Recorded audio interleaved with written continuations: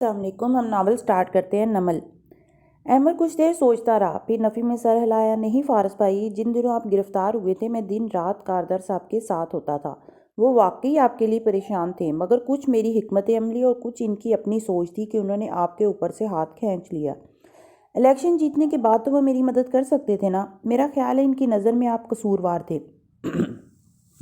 ہاں، مگر ہاشم نے تو آپ کے لیے بہت بھاگ دوڑ تھی۔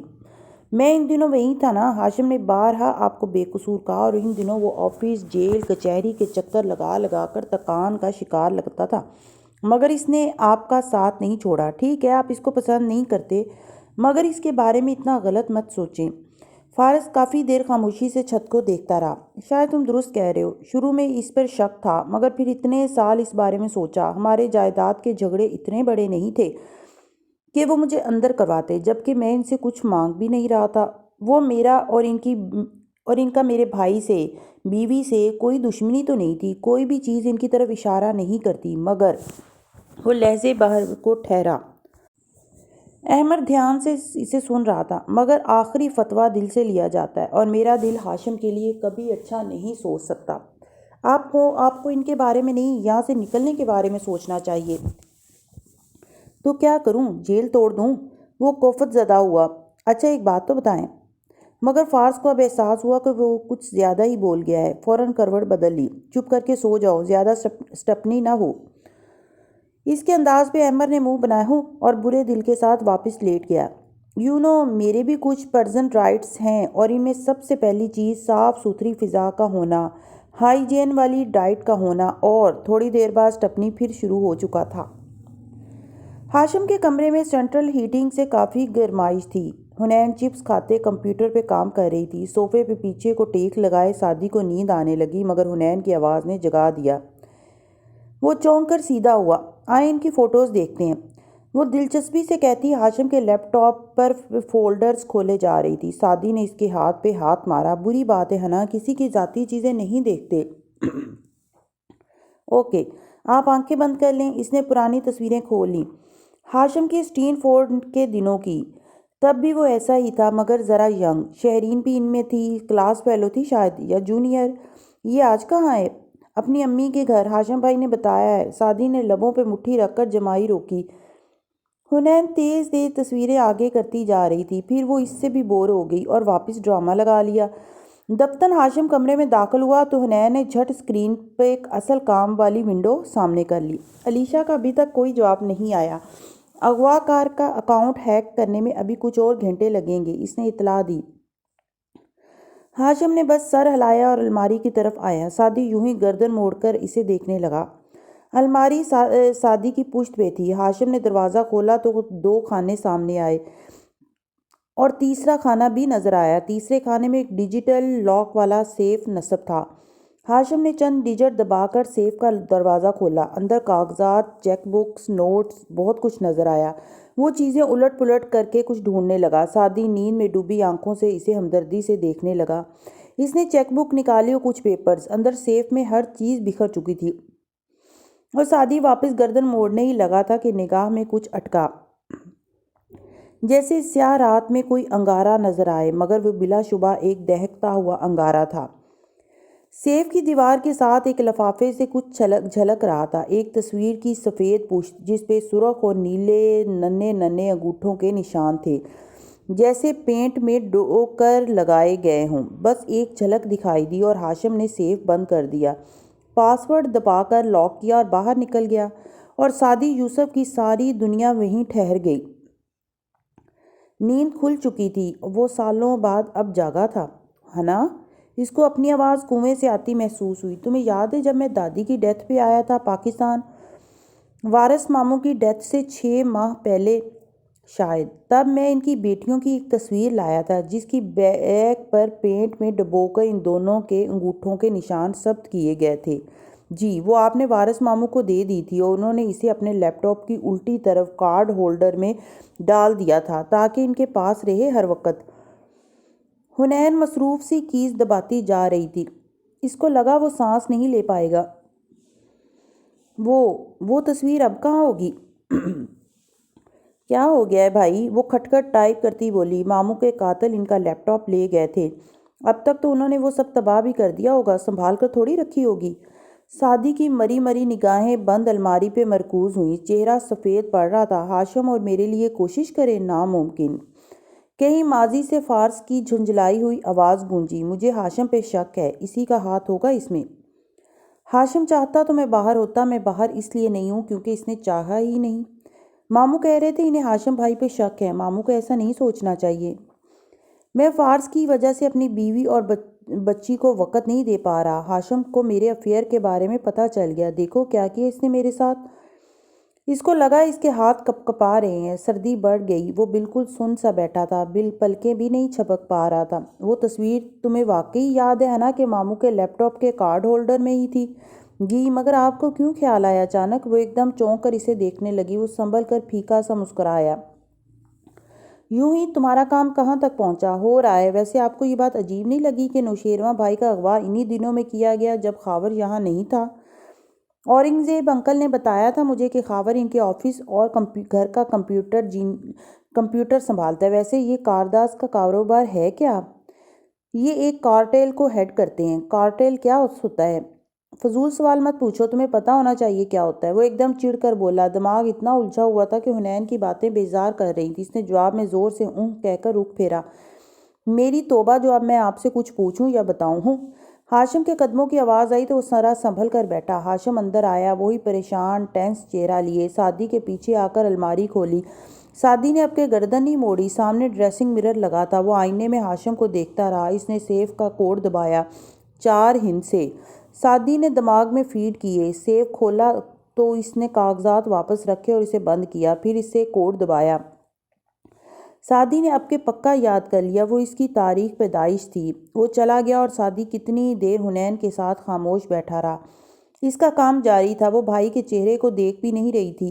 وہ بس چپ چاپ بیٹھا رہا۔ کتنی پرانی یادیں، پرانی باتیں یاد آئیں۔ امی کہتی تھی ہاشم کا وکیل کیوں ان کو ہر دفعہ ٹال دیتا ہے؟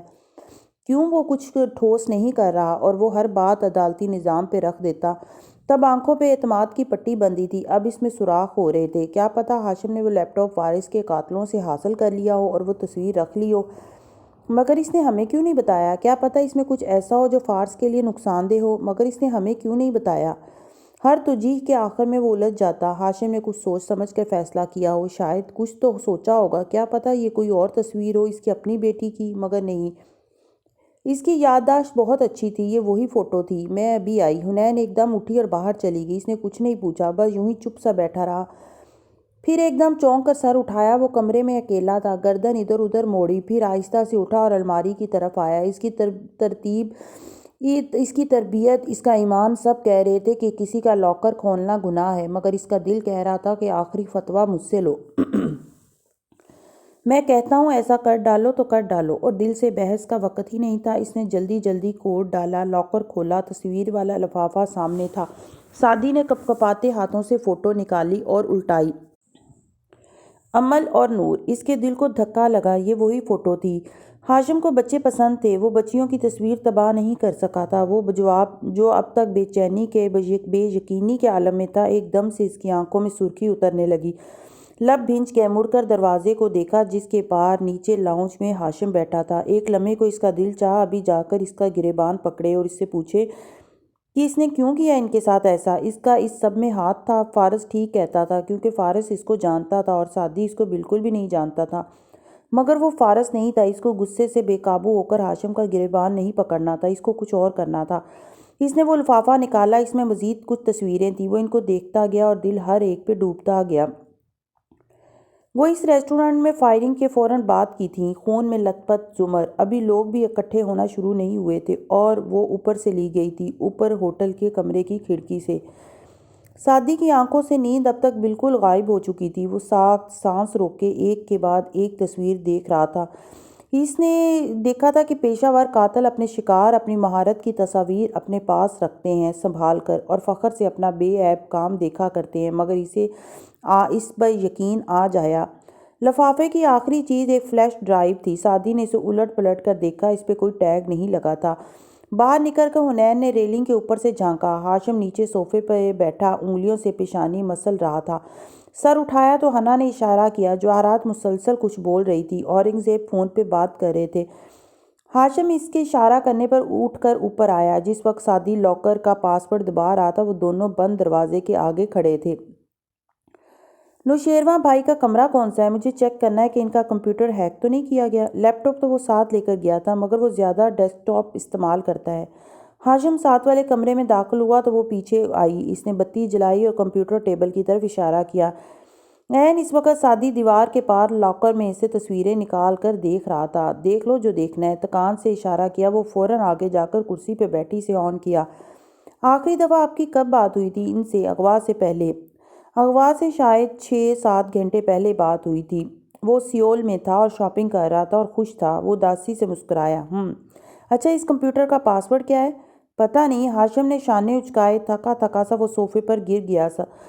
دروازہ پورا کھلا تھا۔ نیچے سے جواہرات کے بولنے کی آواز آ رہی تھی۔ اوکے، جو بھی ہے اڑا دیتی ہوں۔ ایڈمنسٹریٹر پاسورڈ نہیں تھا سو اس نے آسانی سے کمپیوٹر کھول لیا۔ اب وہ خاموشی سے کیز دبانے لگی تھی۔ کیا آپ لوگ پیسے دے رہے ہیں؟ میرا مطلب ابھی آپ اپنے لاکر سے کچھ نکال رہے تھے۔ ڈیڈ دے رہے ہیں پیسے، شیرو سے بڑھ کر نہیں ہے۔ وہ بند آنکھوں کو مسل رہا تھا۔ آپ کسی اور سے رابطہ کرنے کی کوشش تو کریں، کیا معلوم وہ آپ کے کمپیوٹرز اور فون ٹیپ نہ کر رہے ہوں، یہ صرف ایک خالی کھلی دھمکی ہو۔ آپ کے تو اتنے کانٹیکٹس ہیں۔ میں اپنی بھائی کی زندگی پہ رسک نہیں لوں گا۔ ایک دفعہ وہ واپس آ جائے پھر میں ان لوگوں کو دیکھ لوں گا۔ آپ لکی ہیں، آپ کو اپنے بھائی کو بچانے کا موقع مل گیا۔ کاش ہمیں بھی ملتا ماموں کو بچانے کا، تو ہم بھی ہر رقم دے دیتے۔ وہ ٹائپ کرتی کہہ رہی تھی۔ دوسری جانب خاموشی رہی تو حنین نے گردن موڑ کر دیکھا۔ وہ صوفے پہ بیٹھا اسے دیکھ رہا تھا۔ آنکھوں میں اتنی بے بسی اور کرب تھا کہ حنا کے دل کو کچھ ہوا۔ سوری، میرا مطلب آپ کو دکھی کرنا نہیں تھا۔ مگر ہاشم نے آہستہ سے نفی میں سر ہلایا۔ آئی ایم سوری بچے، میری ہر اس چیز کے لیے جس نے تمہیں دکھ دیا ہو۔ وہ ایک دم بہت ڈسٹرب نظر آنے لگا تھا۔ علیشا کا معاملہ میں نے غلط طریقے سے ہینڈل کیا، پھر ابھی بھی میں تم پر غصہ کر گیا۔ مجھے تمہارے ساتھ ایسا نہیں کرنا چاہیے تھا۔ آئی ایم سوری بیٹا۔ آنکھیں بند کی، انگلیوں سے پیشانی مسلتا رہا۔ حنین ہاتھ روک کر اسے دیکھے گئی۔ میں نے جو بھی کہا پریشانی میں کہا۔ میں اپسیٹ ہوں، میرا بھائی مجھے بہت عزیز ہے، میں بہت اپسیٹ ہوں۔ اب وہ پھر سے بند آنکھوں کو مسل رہا تھا۔ حنین دم سادے اسے تک رہی تھی۔ پھر ہاشم نے آنکھیں کھولی، بہت امید، بے بسی اور آس سے اسے دیکھا۔ اگر خاور ہوتا تو میں کبھی ایک چھوٹی بچی سے درخواست نہ کر رہا ہوتا، مگر میں اس وقت بالکل مفلوج ہوں۔ حنین مدھم تھکی آواز میں وہ کہتا گیا اور وہ سانس روکے سنے گئی۔ تم کچھ بھی کرو، بس میرے بھائی کو اذیت دینے والوں کا پتہ کر دو۔ مجھے کر دو گی نا؟ اس نے ہاشم کو پہلی دفعہ اتنا کمزور دیکھا تھا۔ اس نے شاید ہاشم کو دیکھا بھی پہلی بار تھا اس طرح، اس نظر سے، اور یہ وہ لمحہ تھا جب ہاشم کے لیے حنین ذوالفقار یوسف خان کا دل پلٹ گیا تھا، اور یہ وہ لمحہ تھا جب متصل کمرے میں کھڑے لاکر میں سے تصویریں نکال کر دیکھتے سعدی ذوالفقار یوسف خان کا ذہن ہاشم کے لیے پلٹ گیا تھا۔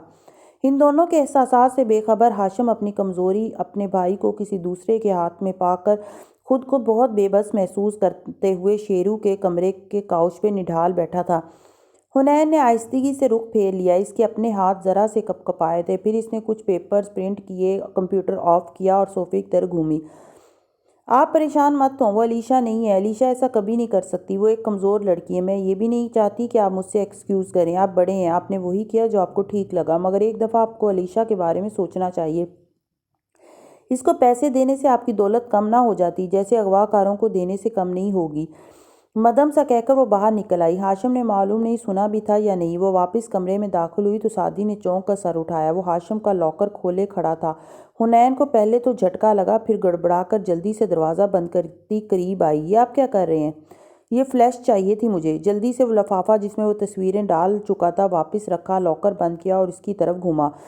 مجھے اس کو کاپی کرنا ہے۔ مت پوچھو یہ کیا ہے، بس میرے آفس کی چیز ہے۔ مجھے پتہ ہے یہ غلط ہے، مگر تمہارے پاس کوئی ڈیوائس ہے جس پہ میں یہ کاپی کر سکوں؟ حنین نے سر جھٹکا۔ اس ایک پرفسوں لمحے کا اثر زائل کیا اور گہری سانس لے کر مشکوک نظروں سے بھائی کو دیکھتی آگے آئی۔ ہاشم کی اسٹڈی ٹیبل کی دراز کھولی، ادھر ادھر ہاتھ مارا اور واپس مڑی تو ہاتھ میں USB تھی۔ کیا یاد کریں گے کس سخی سے پالا پڑا تھا؟ کاپی کر لیں، کچھ دن بعد آ کر چپ چاپ رکھ دینا۔ عام حالات میں اس چوری پہ ڈانٹ دینے والے سعدی نے چپ چاپ اسے لیپ ٹاپ میں لگا دیا۔ اس میں ان کے کارٹیل کے کچھ ڈاکومنٹس ہیں، میرے پروجیکٹ کے لیے فائدہ مند ہیں۔ کارٹیل کیا ہوتا ہے؟ وہ جو چپس اٹھا کر کھانے لگی تھی رکی، پھر سر جھٹکا۔ خیر نہیں بتانا، بالکل بھی نہیں۔ اب آپ مجھے کچھ نہ بتایا کریں، میں بھی نہیں بتاؤں گی کچھ۔ سر نہ کھاؤ میرا، باہر جا کر مسز کاردار کے پاس بیٹھو۔ وہ اس فلیش کو کاپی کر رہا تھا۔ جیسے ہی کام ختم ہوا اس نے اصلی فلیش نکالی اور اٹھ کر اسے واپس لاکر میں رکھ دیا۔ جب پلٹا تو وہ ہنوز بیٹھی تھی، چپس اٹھا کر منہ میں رکھتی ہوئی۔ تم جاؤ بھی، اچھا نہیں لگتا، جب سے آئے ان کو ایک لفظ تسلی کا نہیں بولا۔ اوکے۔ وہ مشکوک نظروں سے اسے دیکھتی اٹھی اور باہر آ گئی۔ ہاشم اب سیڑھیاں اتر رہا تھا۔ حنین نے دروازہ بند کر دیا اور اس کے ساتھ نیچے اتر آئی۔ جواہرات اور اورنگزیب مخالف صوفوں پہ فکر مندی سے بیٹھے تھے۔ پوری رات کی ذہنی اذیت نے تھکا دیا تھا۔ ڈونٹ وری انکل، ایک دفعہ نوشیروان بھائی بخیریت گھر پہنچ جائیں تو میں رقم کو ٹریس کر لوں گی۔ جواہرات نے تیز نظروں سے اسے گھورا۔ اور کیا اس میں اسی لڑکی کا ہاتھ ہے؟ نہیں، اس کے ہاتھ اتنے لمبے نہیں ہیں۔ اس نے شانے اچکا دیے، پھر قریب سے گزرتی میری اینجیو کو روکا۔ سنو، تمہارے فش صحیح طریقے سے تیار نہیں تھے اب تم لا رہی ہو یا نہیں؟ بس میں لا ہی رہی تھی۔ ویسے آج کل میں ایک کورین ڈرامہ دیکھ رہی تھی، 49 ڈیز۔ اس کا ایک فلپائنی ورژن بھی عنقریب بننے لگا ہے۔ کیا تمہارے ملک میں بھی اس کے کلچر مشہور ہیں؟ بہت زیادہ۔ میری نے اس کو دیکھا، پھر سلگتی نظروں سے خود کو گھورتی جواہرات کو، اور جلدی سے وہاں سے کھسک گئی۔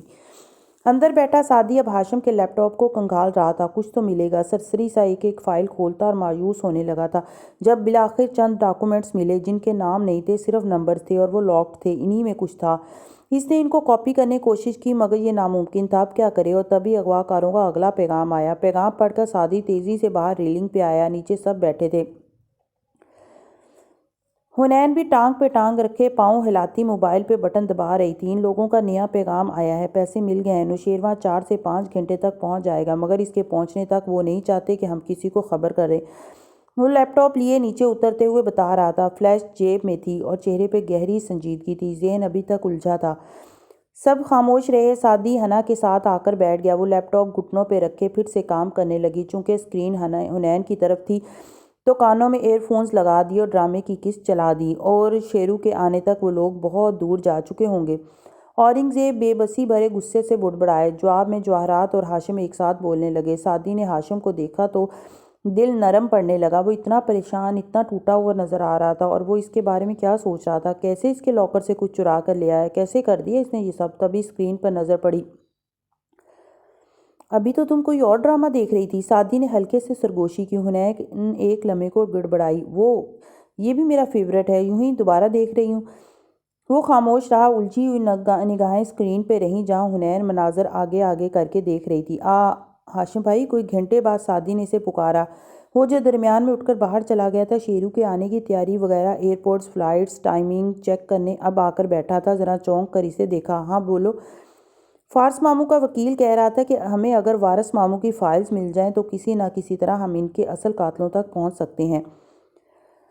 ہاشم ابھی تک شدید پریشانی کا شکار تھا۔ اس نے ذرا سے شانے اچکائے۔ مشکل ہے، اب کہاں ملیں گی اس کی فائلز؟ اتنا عرصہ گزر گیا، تم کوشش کر لو مگر مشکل لگتا ہے، سمجھ رہے ہو نا؟ جی بالکل سمجھ رہا ہوں۔ اب ذرا سا اس بات میں سر ہلایا، ہاتھ سے نامحسوس انداز میں جینز کی جیب کو چھوا جہاں فلیش موجود تھی۔ ہاشم اب موبائل دیکھنے لگا اور سعدی گاہے بگاہے ایک سنجیدہ نظر اس کے چہرے پر ڈال لیتا۔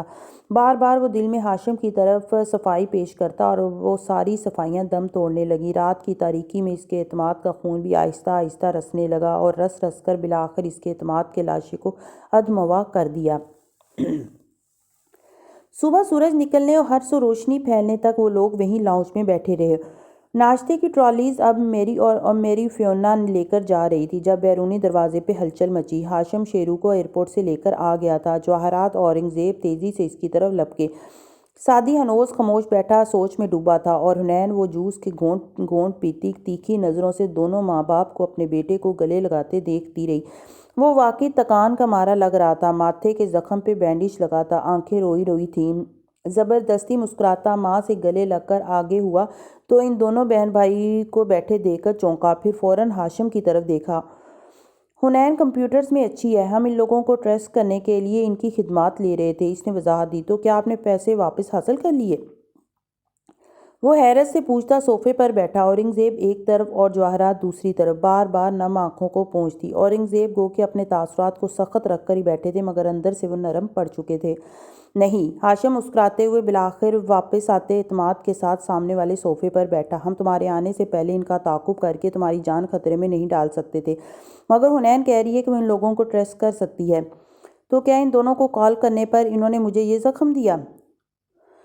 بگڑ کر کہتے اس نے پیشانی کے زخم کی جانب اشارہ کی۔ اسے سعدی کا یہاں ہونا سخت ناگوار گزر رہا تھا۔ جواہرات نے اس کا ہاتھ اپنے ہاتھوں میں دبایا۔ ہاشم نے تو بس یوں ہی ان کو بلا لیا، ساتھ ہی جتاتی نظر حنین پہ ڈالی اور پھر شیرو کے ماتھے کے بال ہٹا کر بینڈیج دیکھنے لگی۔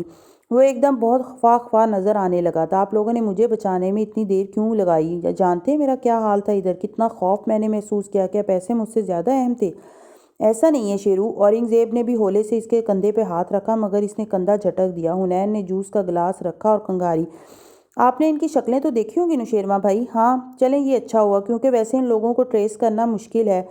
اصل میں میری کوریا کے ایک پولیس چیف سے بات ہوئی ہے۔ سعدی نے چونک کر حنا کو دیکھا جو پورے اعتماد سے نوشیروان کو دیکھتی کہہ رہی تھی، ان کو 2 لوگوں پہ شک ہے۔ یہ دونوں نامور مجرم ہیں اور دونوں کل رات امریکہ منتقل ہو گئے ہیں۔ افسوس کہ اب نہ ہم ان سے رقم واپس لے سکتے ہیں، نہ ہی ان کو پکڑ سکتے ہیں۔ آپ بس ان دونوں کی تصویریں دیکھ کر کنفرم کر دیں کہ آپ کو پکڑنے والے گروہ کا سرغنہ کون تھا۔ حیران مت ہوں ہاشم بھائی، مجھ سے زیادہ کورین لوگوں کو کون جانتا ہے؟ اس نے 2 پرنٹ آؤٹ سامنے کیے، 2 کورین مردوں کے کلوز اپ سب کے سامنے ہوئے۔ ہاشم بے چینی سے آگے ہوا۔ مجھے بتائے بغیر تم کیسے کسی سے بات کر سکتی ہو؟ اگر وہ شیرو کو نقصان پہنچاتے تو؟ سعدی نے ایک چبھتی ہوئی نظر ہاشم پہ ڈالی مگر بولا کچھ نہیں۔ کیا صرف شیرو کی جان اہم تھی اور امل اور نور کے لیے کوئی اہم نہیں تھا؟ بتاتی ہوں، پہلے شیرو بھائی کنفرم تو کر دیں کہ ان میں سے کون تھا وہ۔ نوشیروان نے باری باری دونوں کے چہرے دیکھے، پھر دائیں والے پہ ٹھہرا، آنکھیں سکیڑیں۔ یہی تھا، بالکل یہی تھا۔ شیور؟ حنین نے غور سے اس کی آنکھوں میں دیکھا۔ 100%۔ مگر اب یہ کہاں ہوگا؟ حنین نے گہری سانس لی، جیسے کندھوں سے کوئی بوجھ اتر گیا ہو، اور پھر مسکرائی، شرارت سے، معصومیت سے۔ یہ آج کل امریکہ میں ہے فلم کی شوٹنگ کے لیے۔ اوہ سوری شیرو بھائی، مگر یہ لی من ہو، کوریا کا دوسرا بڑا ایکٹر۔ یہ پہلی تصویر اس کی پلاسٹک سرجری سے پہلے کی ہے، دوسری سرجری کے بعد کی۔ کمرے میں ایک دم خاموشی چھا گئی۔ کسی کو اس کی بات سمجھ میں نہیں آئی تھی۔ نوشیروان کا رنگ سفید پڑنے لگا۔ نوشیروان بھائی آپ خود بتائیں گے یا میں بتاؤں کہ اپنے آپ کو آپ نے خود ہی اغوا کیا تھا اور وہ تاوان کی رقم وہ بھی آپ کے ہی اکاؤنٹ میں ہے؟ جواہرات کا شیرو کا کندھا مسلتا ہاتھ رک گیا۔ اورنگزیب بے اختیار آگے کو ہوئے اور ہاشم بالکل ساکت بیٹھا رہ گیا۔ کیا بکواس ہے؟ شیرو ہکلایا۔ بے یقینی تھی۔ سارے ذہین لوگوں کا ایک مسئلہ ہوتا ہے، انہیں لگتا ہے کہ کوئی ان کو بیوقوف نہیں بنا سکتا، اس لیے میں نے اپنے شک کی تصدیق کا انتظار کیا، جو کہ اب ہو گیا۔ تصویریں لہرائیں۔ یہ مت کہیے گا کہ یہ سارے کورین ایک سے لگتے ہیں، تو آپ نے غلط بندے کی تصویر کی تصدیق کر دی۔ کورین بھی اتنے ہی مختلف ہوتے ہیں جتنے کہ ہم۔ تم کیا کہہ رہی ہو؟ تمہیں خود بھی علم ہے؟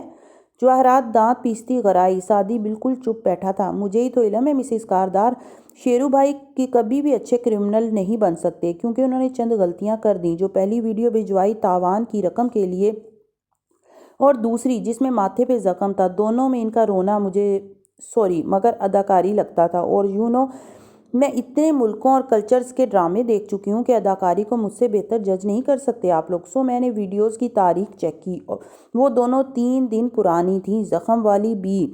شیرو بھائی کو اندازہ تھا کہ ہاشم بھائی اپنے جاننے والوں کو فون ضرور کریں گے، اس لیے انہوں نے وہ 2 ویڈیوز تیار کر لیں۔ اغوا سے چند گھنٹے پہلے اگر ان کی ہاشم بھائی سے بات ہوئی تھی تو یہ ویڈیوز تو اس سے بھی پہلے کی تھیں، ظاہر ہوا کہ جعلی تھیں۔ مگر آپ کو یہ ویڈیوز کوریا میں تیار کرنی چاہیے تھی، کیونکہ ایک اور پرنٹ شدہ صفحہ لہرایا جس میں شیرو کی ویڈیو کا سٹل امیج تھا۔ یہ جو آپ کے پیچھے دیوار پہ سوئچ نظر آ رہا ہے، یہ عام پاکستانی سوئچ جیسا ہے، جبکہ کوریا میں سوئچ کھوکھلے ہوتے ہیں، انڈے کے آدھے چھلکے کی طرح۔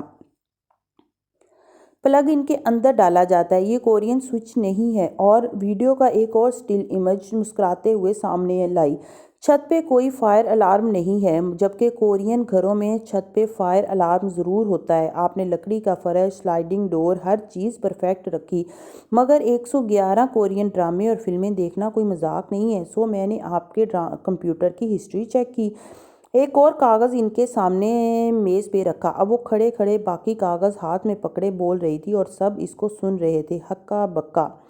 پچھلے ہفتے میں یہ وہ تمام ویب سائٹس ہیں جو آپ نے کھولی، اپنا فیک اغوا کرنے کے طریقے وغیرہ وغیرہ، اور آپ نے وہ فیک کڈنیپ والے بہت سے امریکی ڈرامے اور فلمیں بھی دیکھیں، کیونکہ آج کل یہ امیر ماں باپ کے بگڑے بچے کا خود کو اغوا کر لینا ہر دوسرے امریکی ڈرامے میں ہو رہا ہوتا ہے۔ یہ رہے ان تمام ڈراموں اور فلموں کی لسٹ جو آپ نے ڈاؤن لوڈ کر رکھے تھے۔ اور ہاں، اور وہ اپنا کان کاٹ کر بھیجنے والا آئیڈیا وہ سکینڈل سے تھا نا، اس میں ڈوئل کی بیٹی نے تو واقعی اپنا کان بھیج دیا تھا، مگر مجھے معلوم تھا اس کی نوبت نہیں آئے گی۔ مگر آپ نے صرف وہ قسط دیکھی تھی، مجھے تو وہ ایک مانسٹر بھی اپنی اولاد سے محبت کرتا ہے والا ڈائلاگ بھی یاد تھا۔ نوشیروان دھواں دھار ہوتے چہرے کے ساتھ بیٹھا تھا، جیسے کچھ ڈس گیا ہو اسے۔ اورنگزیب کے لب بھن چکے تھے، کنپٹی کی نسیں ابھر آئیں، سرخ ہوتی آنکھوں سے اسے دیکھا۔ ہاشم ابھی تک سن تھا۔ ایسا کچھ نہیں ہے، جھوٹ بولنا بند کرو، میرے ہی گھر میں تم میرے بیٹے کے بارے میں کیا بولے جا رہی ہو؟ جواہرات غصے سے کانپتی آواز میں بولنے لگیں، اگر ایسا کچھ تھا تو تم اسی وقت بتاتی، اگر میں یہ سب آپ لوگوں کو تب بتا دیتی تو آپ فوراً شیرو بھائی کو فون کر کے کنفرم کرنا شروع کر دیتے اور یہ واپس ہی نہ آتے، اور ممکن تھا کہ میں ہی غلط ہوتی تو مجھے تصدیق تو کرنی تھی نا، کیوں بھائی؟ محظوظ ہونے والے انداز میں آنکھیں گھما کر سعدی کو دیکھا۔ وہ ہر شے سے بے نیاز چپ چاپ بیٹھا تھا، اسے کچھ بھی مزید حیران نہیں کر سکتا تھا۔ باقی سب بھی خاموش تھے۔ ہاشم بالکل شل، اورنگزیب ضبط کیے اور جواہرات بے چین، کبھی ادھر دیکھتی کبھی ادھر۔ نوشیروان کا چہرہ دھواں دھواں ہو رہا تھا، مگر وہ شوق سے نکل آیا تھا۔ بدک کھڑے ہوتے ہوئے اس نے چلانے کی سیکھی۔ میں تمہارا منہ نوچ لوں گا، تمہاری ہمت کیسے ہوئی کہ مجھ پر اتنے گھٹیا الزام لگانے کی؟ تمیز سے بات کرو میری بہن سے۔ سعدی ایک دم تیزی سے اٹھا، سلگتی نظروں سے شیرو کو دیکھا اور پھر حنا کو۔ چلو ابھی سے کیوں؟ ابھی تو شیرو بھائی کی کلاس شروع ہوئی تھی۔ حنین نے منہ بنایا، مگر سعدی دروازے کی طرف بڑھ چکا تھا، سو اس نے شانے اچکائے۔ نوشیروان کو مسکرا کر دیکھتے ہوئے بال جھٹکے اور سعدی کے پیچھے ہو لی۔ آپ لوگ چپ کیوں بیٹھے ہیں؟ اس پاگل کو کسی نے ٹوکا کیوں نہیں؟ میں اتنی تکلیف سے گزر کر آیا ہوں۔ اور نکلتے ہوئے انہوں نے نوشیروان کو پچھڑ کر چلاتے سنا، مگر کسی اور کی آواز نہیں آئی، سب خاموش تھے۔ برآمدے میں آ کر سعدی نیچے چلا گیا تاکہ کار ادھر لے آئے۔ حنین ستون کے ساتھ کھڑی ہو گئی۔ باہر صبح تازہ دم سی اتر رہی تھی، ہوا ٹھنڈی تھی اور دھند بھی پھیلی تھی۔ حنین نے کوٹ کی ہڈ سر پہ گرا دی، تبھی عقب میں دروازہ کھلا۔ وہ چونک کر مڑی، ایک لمحے کو دل دھڑکا کہ کہیں وہ واقعی منہ نوچنے نہ آ گیا ہو، مگر ہاشم آہستہ سے دروازہ بند کرتا باہر آیا۔ اس نے سویٹر تک نہیں پہنا تھا، باہر آنے کے باوجود اس کو سردی نہیں لگ رہی تھی، چہرہ سفید اور تکان زدہ تھا۔ تھینک یو بیٹا، تم دونوں کا تو تم لوگ پوری رات ہمارے ساتھ رہے۔ وہ کس دقت سے بول پا رہا تھا، حنین کو اندازہ تھا اس کے دل کو کچھ ہوا۔ کوئی بات نہیں ہاشم بھائی، شیرو نے آنکھیں گھما گھما کر بات کرتی، وہ کوئی اور تھی اور یہ اتنی نرم کوئی اور تھی۔ مجھے بتاؤ کس طرح تمہارے اس فیور کا بدلہ دے سکتا ہوں؟ کوئی چیز، کوئی کام، کچھ چاہیے تمہیں؟ اپنے گرد بازو لپیٹے ہڈ سر پہ گرائے حنا نے نرمی سے مسکراتے نفی میں سر ہلایا۔ نہیں کچھ بھی نہیں، میں اپنے سارے مسئلے خود حل کرتی ہوں، یا اپنے بھائی کو کہہ دیتی ہوں۔ کبھی کبھی انسان اپنے بھائی کو بھی اعتماد میں نہیں لیتا، مجھے آج اندازہ ہوا ہے۔ اگر کوئی بھی ایسا مسئلہ ہو جو تم سعدی کو بھی نہ بتانا چاہو تو مجھے کال کر لینا، جیسے تم لوگ میری ایک کال پر آئے ہو میں بھی آؤں گا، اوکے؟ دھند آلود صبح میں پھر سے وہی فسوں چھانے لگا۔ دور کیبن میں کسی نے موسیقی کی تال چھیڑی تھی۔ بدک وہ ہاشم پہ نگاہیں جمائے مسکرائی، اوکے، لیکن اگر میرے کال کرنے پہ آپ نے پوچھا کہ کون حنین، تو ایسا نہیں ہوگا۔ پھر وہ ٹھہرا۔ سنو، علیشا سے کہنا مجھے کال کر لے، میں اس کی فیس کی رقم اسے بھجوا دوں گا۔ وہ ایک دم چونکی۔ آپ اس کی فیس بھریں گے؟ خوشی سے اس کا دل زور زور سے دھڑکنے لگا۔ میں اتنا برا بھی نہیں ہوں جتنا تم مجھے سمجھتی ہو۔ ستے ہوئے چہرے سے وہ مسکرایا۔ سعدی ہارن دے رہا تھا، وہ ہاشم کو خداحافظ کہہ کر زینے اترتی نیچے آئی۔ فرنٹ سیٹ پہ بیٹھی اپنی پرفارمنس یاد کر کے خود ہی ہنسی۔ کیا آپ نے دیکھا میں کس طرح بولی؟ تھوڑا سا دل دھڑکا تھا میرا، ہاتھ بھی کانپے، مگر جب میں بولی تو واو، بالکل ہیروئن لگ رہی تھی میں۔ اور پتہ ہے ہاشم بھائی کہہ رہے تھے کہ وہ علیشا کی فیس۔ سعدی خاموشی سے ڈرائیو کرتا کار آگے لے گیا۔ ہاشم برآمدے میں کھڑا انہیں دیکھتا رہا، سخت سردی اور دھند میں، یہاں تک کہ کار دور چلی گئی۔ پھر وہ واپس اندر آیا۔ کیا یہ سب سچ تھا؟ تم نے اپنے باپ کو بیوقوف بنایا؟ تم؟ اورنگزیب کھڑے چلا رہے تھے، جواہرات ہنوز پریشان مضطرب بیٹھی تھی اور نوشیروان ان کے مقابل کھڑا تھا۔ آپ لوگوں کو اس پاگل لڑکی کی بات پر اعتبار ہے، اور وہ سعدی، یہ لوگ ہمیشہ میرے گھر میں فساد کرتے ہیں۔ وہ سعدی تو ہاشم بھائی آپ نے اس کو 2 تھپڑ کیوں نہیں لگائے جب وہ یہ ساری بکواس کر رہی تھی؟ ہاشم کو آتے دیکھ کر وہ طیش سے چیخا۔ خاموش۔ ہاشم قدم قدم چلتا اس کے قریب آیا، اس کے مقابل کھڑا ہوا، اندر تک اترتی نگاہوں سے اس کا چہرہ تکتا رہا اور پھر ایک زوردار تھپڑ اس کے منہ پہ مارا۔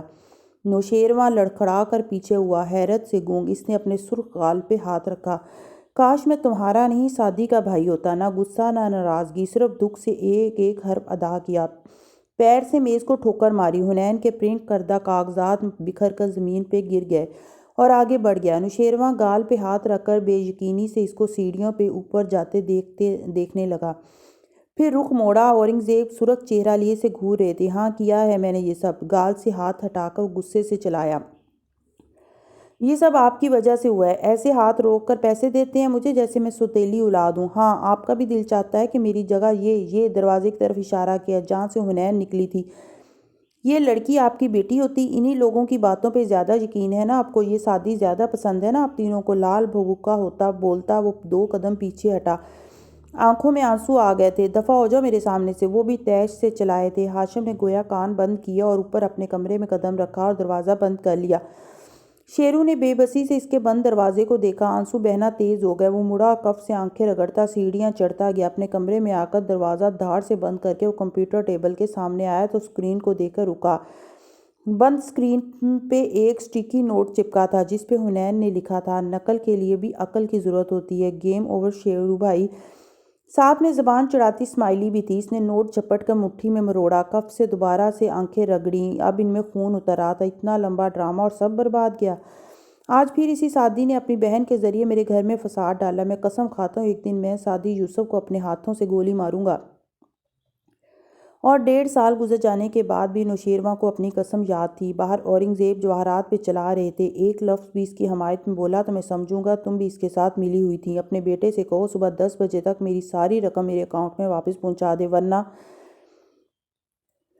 باہر سورج کی کرنوں نے دھند میں اسے راستہ بنانا شروع کر دیا تھا۔ یہاں سے دور اس چھوٹے باغیچے والے گھر میں حنین سونے جا چکی تھی اور سعدی اپنے کمرے میں بیٹھا لیپ ٹاپ پہ وہ فلیش لگا کر دیکھ رہا تھا۔ اس میں وہی تصاویر تھی جن کی پرنٹ شدہ شکل وہ لاکر میں دیکھ چکا تھا، اور 2 آڈیو فائلز تھیں۔ ایک میں فارس کہہ رہا تھا کہ اب زمر ہوٹل کی بجائے ریسٹورنٹ آئے، دوسری آڈیو طویل تھی۔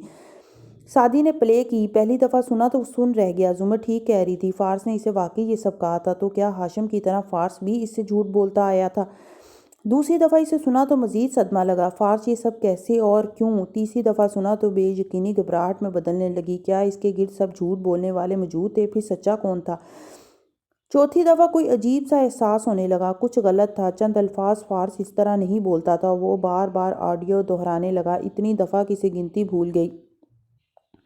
چہرے پہ ایک چونک جانے کا احساس نظر آ رہا تھا، وہ فارس نہیں تھا۔ بہت غور کرنے پہ اسے احساس ہوا تھا کہ لہجے میں بس ہلکا سا فرق تھا۔ پہلی دفعہ سننے میں اسے بھی وہ فارس لگا تھا۔ اور زمر، وہ چونکا، زمر نے تو وہ آڈیو بس ایک ہی دفعہ سنی تھی۔ 2.5 سال کے بکھرے ٹکڑے اب پزل میں جڑنے لگے تھے، اور جو شکل سامنے آ رہی تھی وہ بہت بھیانک تھی، اور وہ ہاشم کی شکل تھی۔ آج دوپہر کے سورج نے دھند کو بہت ہلکا کر دیا تھا۔ روشن دان سے روشنی چھلک کر کمرے کے وسط میں رکھی میز پر گر رہی تھی، جس کے ایک طرف فارس بیٹھا تھا اور دوسری جانب سعدی، ساتھ میں فارس کا وکیل۔ وہاں اداس کر دینے والی خاموشی تھی جس میں پچھتاوے اور تعصب کی سی ویرانی بسی تھی۔ سعدی نے بہت دیر بعد جھکا سر اٹھایا، اس کی آنکھوں میں ہلکی سی نمی تھی اور بہت ساری شرمساری۔ آئی ایم سوری، کس بات کے لیے؟ غور سے اس کی آنکھوں کو دیکھتے فارس کو چھمبا ہوا، آپ کو اتنا کم وزٹ کرنے کے لیے۔ کوئی بات نہیں، تم جاب کر رہے ہو، مجھے پتہ ہے۔ اس نے سمجھنے والے انداز میں ہلکے سے کندھے جھٹکے۔ سعدی اس طرح اسے دیکھتا رہا۔ فارس سفید کرتے شلوار میں ملبوس تھا۔ ایک زمانے میں چھوٹے کٹے بال اب بڑھ چکے تھے، اتنے کہ انہیں کس کر پونی میں باندھ رکھا تھا۔ شیو ہلکی بڑی تھی، مگر دوسرے قیدیوں کی نسبت وہ کافی صاف ستھرا سا لگتا تھا۔ اب اس آڈیو کا کیا کرنا ہے؟ فارس نے وکیل کے موبائل کی طرف اشارہ کیا۔ یہ میری آواز نہیں ہے، مگر مشابہت بہت زیادہ ہے۔ اگر میڈم نے یہی سنی ہے تو ان کو اب میں اپنی بے گناہی کا یقین نہیں دلا سکتا۔ وکیل صاحب کنکھارے، ہم نے اسے ایک ایکسپرٹ کو دکھایا، اس نے یہ ثابت کر کے بتایا ہے کہ یہ وائس جعلی ہے۔ ہم نے نہیں، میں نے۔ سعدی نے تلخی سے ان کو دیکھا، آپ تو اس کے پاس چلنے تک کو راضی نہیں تھے؟ میں ایک اور کیس کے سلسلے میں مصروف تھا اور تمام قانونی پیچیدگیاں آپ کو سمجھا چکا ہوں۔ اس سے پہلے کہ سعدی مزید تلخی سے جواب میں کچھ کہتا، فارس نے بے چینی سے اسے ٹوکا، کیا ہم کورٹ میں یہ ثابت کر سکتے ہیں کہ میری آواز نہیں ہے؟ نہیں۔ جب تک کہ سعدی اس کا سورس ظاہر نہیں کرتا، کورٹ اس کو کیسے قبول کرے گی؟ محمود صاحب، میں آپ کو کتنی دفعہ بتا چکا ہوں، یہ آڈیو مجھے میری پھپھو نے نکلوا کر دی ہے، اور میں ان کا نام لے کر ان کو انکریمنیٹ نہیں کر سکتا، اور میری اجازت کے بغیر آپ بھی یہ نہیں کر سکتے۔ پھر مسئلہ بن جائے گا، پھر یہ ہمارے حق سے زیادہ خلاف جائے گی۔ میں اسے کورٹ میں پیش کرنے کی نصیحت کبھی نہیں کروں گا۔ محمود صاحب ہاتھ جھاڑ کر پیچھے کو ہو بیٹھے۔ سعدی نے ایک تیکھی نظر ان پہ ڈالی، پھر واپس فارس کو دیکھا۔ ماموں، اگر میں آپ کے لیے کوئی فیصلہ لوں تو مجھے اپنی زبان دیں کہ آپ اعتراض نہیں کریں گے۔ نہیں کروں گا، لیکن وہ چھمبے سے بولنا چاہ رہا تھا، مگر سعدی فوراً محمود صاحب کی طرف گھوما۔ آپ کو میں فارس غازی کے وکیل کے منصب سے ہٹاتا ہوں۔ وہ ایک دم سیدھے ہوئے، حیرت سے اسے اور پھر فارس کو دیکھا۔ آپ کیا کہہ رہے ہیں؟ ناگواری سے ماتھے پر شکنیں ابھری۔ یہی کہ آپ یہاں سے جا سکتے ہیں۔ میں فارس غازی کا وکیل ہوں، آپ کا نہیں۔ وہ ایک دم چمک کر بولے۔ فارس چند لمحے چپ رہا، باری باری دونوں کے چہرے دیکھے۔ میں سعدی کی تائید کرتا ہوں، آپ جا سکتے ہیں۔ سعدی کے لبوں پہ ہلکی سی مسکراہٹ آ گئی۔ اس کا مان نہیں ٹوٹا، ابھی دنیا سے اس کے اپنے ختم نہیں ہوئے تھے۔ وہ جیسے بہت ضبط کر کے اٹھے۔ انتہائی بچگانہ رویہ ہے یہ۔ پیشی سے چند دن پہلے آپ وکیل کو فارغ کر رہے ہیں۔ مجھے ہاشم کاردار نے ان کا وکیل مقرر کیا تھا، اور انہی سے وصول کیجیے گا اپنے بقایا واجبات، کیونکہ میں تو آپ کو اپنے حلال رزق سے ایک پائی بھی نہیں دینے لگا۔ بے نیازی سے انہیں باہر جانے کا راستہ دکھایا۔ وہ اپنی چیزیں سمیٹتے، کوٹ کا بٹن بند کرتے، منہ میں بڑبڑاتے باہر نکل گئے۔ یہ سب کیا تھا؟ فارس غور سے اسے دیکھ رہا تھا۔ کیا سعدی، تم مجھے پریشان کر رہے ہو؟ اور وہ فکر مندی سے کہتا آگے ہوا۔ یہ آڈیو سن کر بھی زیادہ ریئیکٹ نہیں کیا میں نے، کیونکہ میرے لیے کچھ بھی پریشان کن نہیں ہے سوائے تمہاری شکل کے۔ ہوا کیا ہے تمہارے ساتھ؟ جینز اور ہائی نیک کے اوپر جیکٹ پہنے بیٹھا لڑکا اداسی سے مسکرایا۔ میں ریشم کا بن چکا ہوں، اور ریشم اتنی آسانی سے ہاتھ نہیں آتی۔ مجھ سے آپ کچھ بھی نہیں اگلوا پائیں گے۔ اس وقت میرا کام آپ کو یہاں سے نکلوانا ہے، اور میں وعدہ کرتا ہوں کہ میں ایسا کروں گا۔ سوال مت کریں، وہ بتائیں جو میں نے پوچھا تھا۔ اس نے یاد دلایا۔ جن لوگوں پر آپ کو شک ہے، ان کی فہرست بنائی آپ نے؟ ہاں، لکھو۔ وہ بتانے لگا، اور سعدی پین نکال کر لکھنے لگا۔ کولیگز، وہ چند لوگ جن کے خلاف اس نے کیسز تیار کیے تھے، وارث کا باس، اور بس۔ سعدی نے بے چینی سے نظریں اٹھائیں۔ ہاشم بھائی کا نام نہیں لکھوایا آپ نے؟ فارس کچھ دیر سوچتا رہا، پھر نفی میں سر ہلایا۔ اس کا تعلق نہیں اس سب سے، مگر آپ نے خود کہا تھا کہ… میں نے 2.5 سال اس بارے میں سوچا ہے، پہلے گرم دماغ سے، پھر ٹھنڈے دل سے، مگر ہاشم کے پاس یہ کرنے کی کوئی وجہ نہیں ہے، اور اس نے میرے لیے بھاگ دوڑ بھی کی ہے کافی۔ سو میں بے شک اسے شدید ناپسند کرتا ہوں، مگر اس کو اس سب میں نہیں گھسیٹوں گا، یہ غلط ہے۔ سعدی نے گہری سانس لے کر اس فہرست کو دیکھا، پھر نفی میں سر ہلایا۔ بھول جائیں اس بات کو۔ کاغذ مروڑ کر مٹھی میں دبا لیا۔ آپ کا ATM کارڈز، کریڈٹ کارڈز اور چیک بکس ہاشم بھائی نے امی کو بہت پہلے دے دیے تھے۔ جویلری وغیرہ انہی کے پاس ہے، اس کی ضرورت نہیں ہے۔ نئے وکیل کے لیے آپ کے اکاؤنٹ کی رقم کافی ہوگی۔ جب اتنے سال میں کہتا رہا کہ ہاشم سے پیسے مت لو میرے وکیل کے لیے، تب تم نے وہ نہیں کیا جو آج کہہ رہے ہو۔ اب کیا ہوا ہے؟ وہ ابھی تک اس آنکھیں سکیڑ کر اس کو دیکھ رہا تھا۔ مجھے ان پر اعتبار نہیں رہا۔ اس کی آواز میں تکلیف تھی۔ سعدی، کیا چھپا رہے ہو؟ سوال مت کریں، انتظار کریں۔ اور وہ اٹھ کھڑا ہوا۔ فارس متفکر نظروں سے اسے جاتے دیکھتا رہا۔ باہر دھوپ کی اب بہت تیز ہو چکی تھی، سڑک پہ معمول کی ٹریفک بہہ رہی تھی۔ کار ڈرائیو کرتے سعدی نے ہینڈز فری کانوں میں لگائے اور موبائل پہ نمبر ڈائل کیا۔ چند گھنٹوں بعد ہاشم نے پک کر لیا۔ ہاں بیٹا، خیریت؟ وہ مصروف لگ رہے تھے۔ جی، ایک کام تھا آپ سے۔ یہ اتنے دن بعد پہلی دفعہ ہاشم سے بات ہو رہی تھی۔ بولو۔ میں نے محمود صاحب کو فائر کر دیا ہے، اب مجھے ماموں کے لیے ایک بہتر وکیل کی تلاش ہے۔ کیوں فائر کیوں کیا؟ وہ چونکا تھا، کیونکہ مجھے وہ سست اور نااہل لگتے ہیں۔ خیر، آپ مجھے 5-6 بہترین وکیلوں کے نام ٹیکسٹ کر دیں جن کو مجھے ہائر کرنا چاہیے۔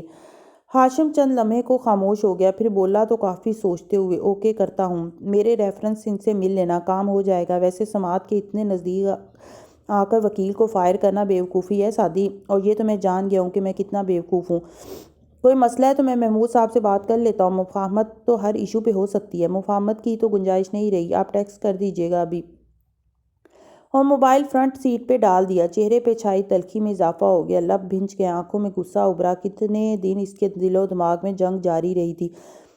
ہاشم کے لیے کئی دلیلیں اکٹھی کی، مگر سب بیکار تھا۔ جب آنکھوں سے اندھے اعتماد کی پٹی اتری تو ہر شے کو نئے زاویے سے دیکھنا شروع کیا۔ پہلے لگا وہ صرف قاتل کو جانتا ہے، مگر اب آہستہ آہستہ احساس ہوا کہ وہی ہے جو فارس کو باہر نہیں آنے دے رہا۔ اگر ہاشم چاہتا تو فارس باہر ہوتا۔ فارس اور ندرت نے کتنی دفعہ یہ بات اس سے کہی، مگر تب سمجھ میں کیوں نہیں آتا تھا؟ یہ اعتماد کتنی بھیانک شے تھا، اندھا کر دیتا ہے، بہرا لنگڑا بھی کر دیتا ہے۔ تبھی موبائل بجا۔ ہاشم نے چند نام اسے ٹیکسٹ کر دیے تھے۔ سعدی نے ان کو اچھے سے ذہن نشین کر لیا۔ یہ وہ وکیل تھے جن کو ہاشم چاہتا تھا وہ ہائر کرے، یعنی یہ وہ تھے جن کو ہاشم خرید سکتا تھا۔ اسے اب معلوم ہو گیا تھا کہ اس فہرست کے وکیل اسے بالکل نہیں ہائر کرنے۔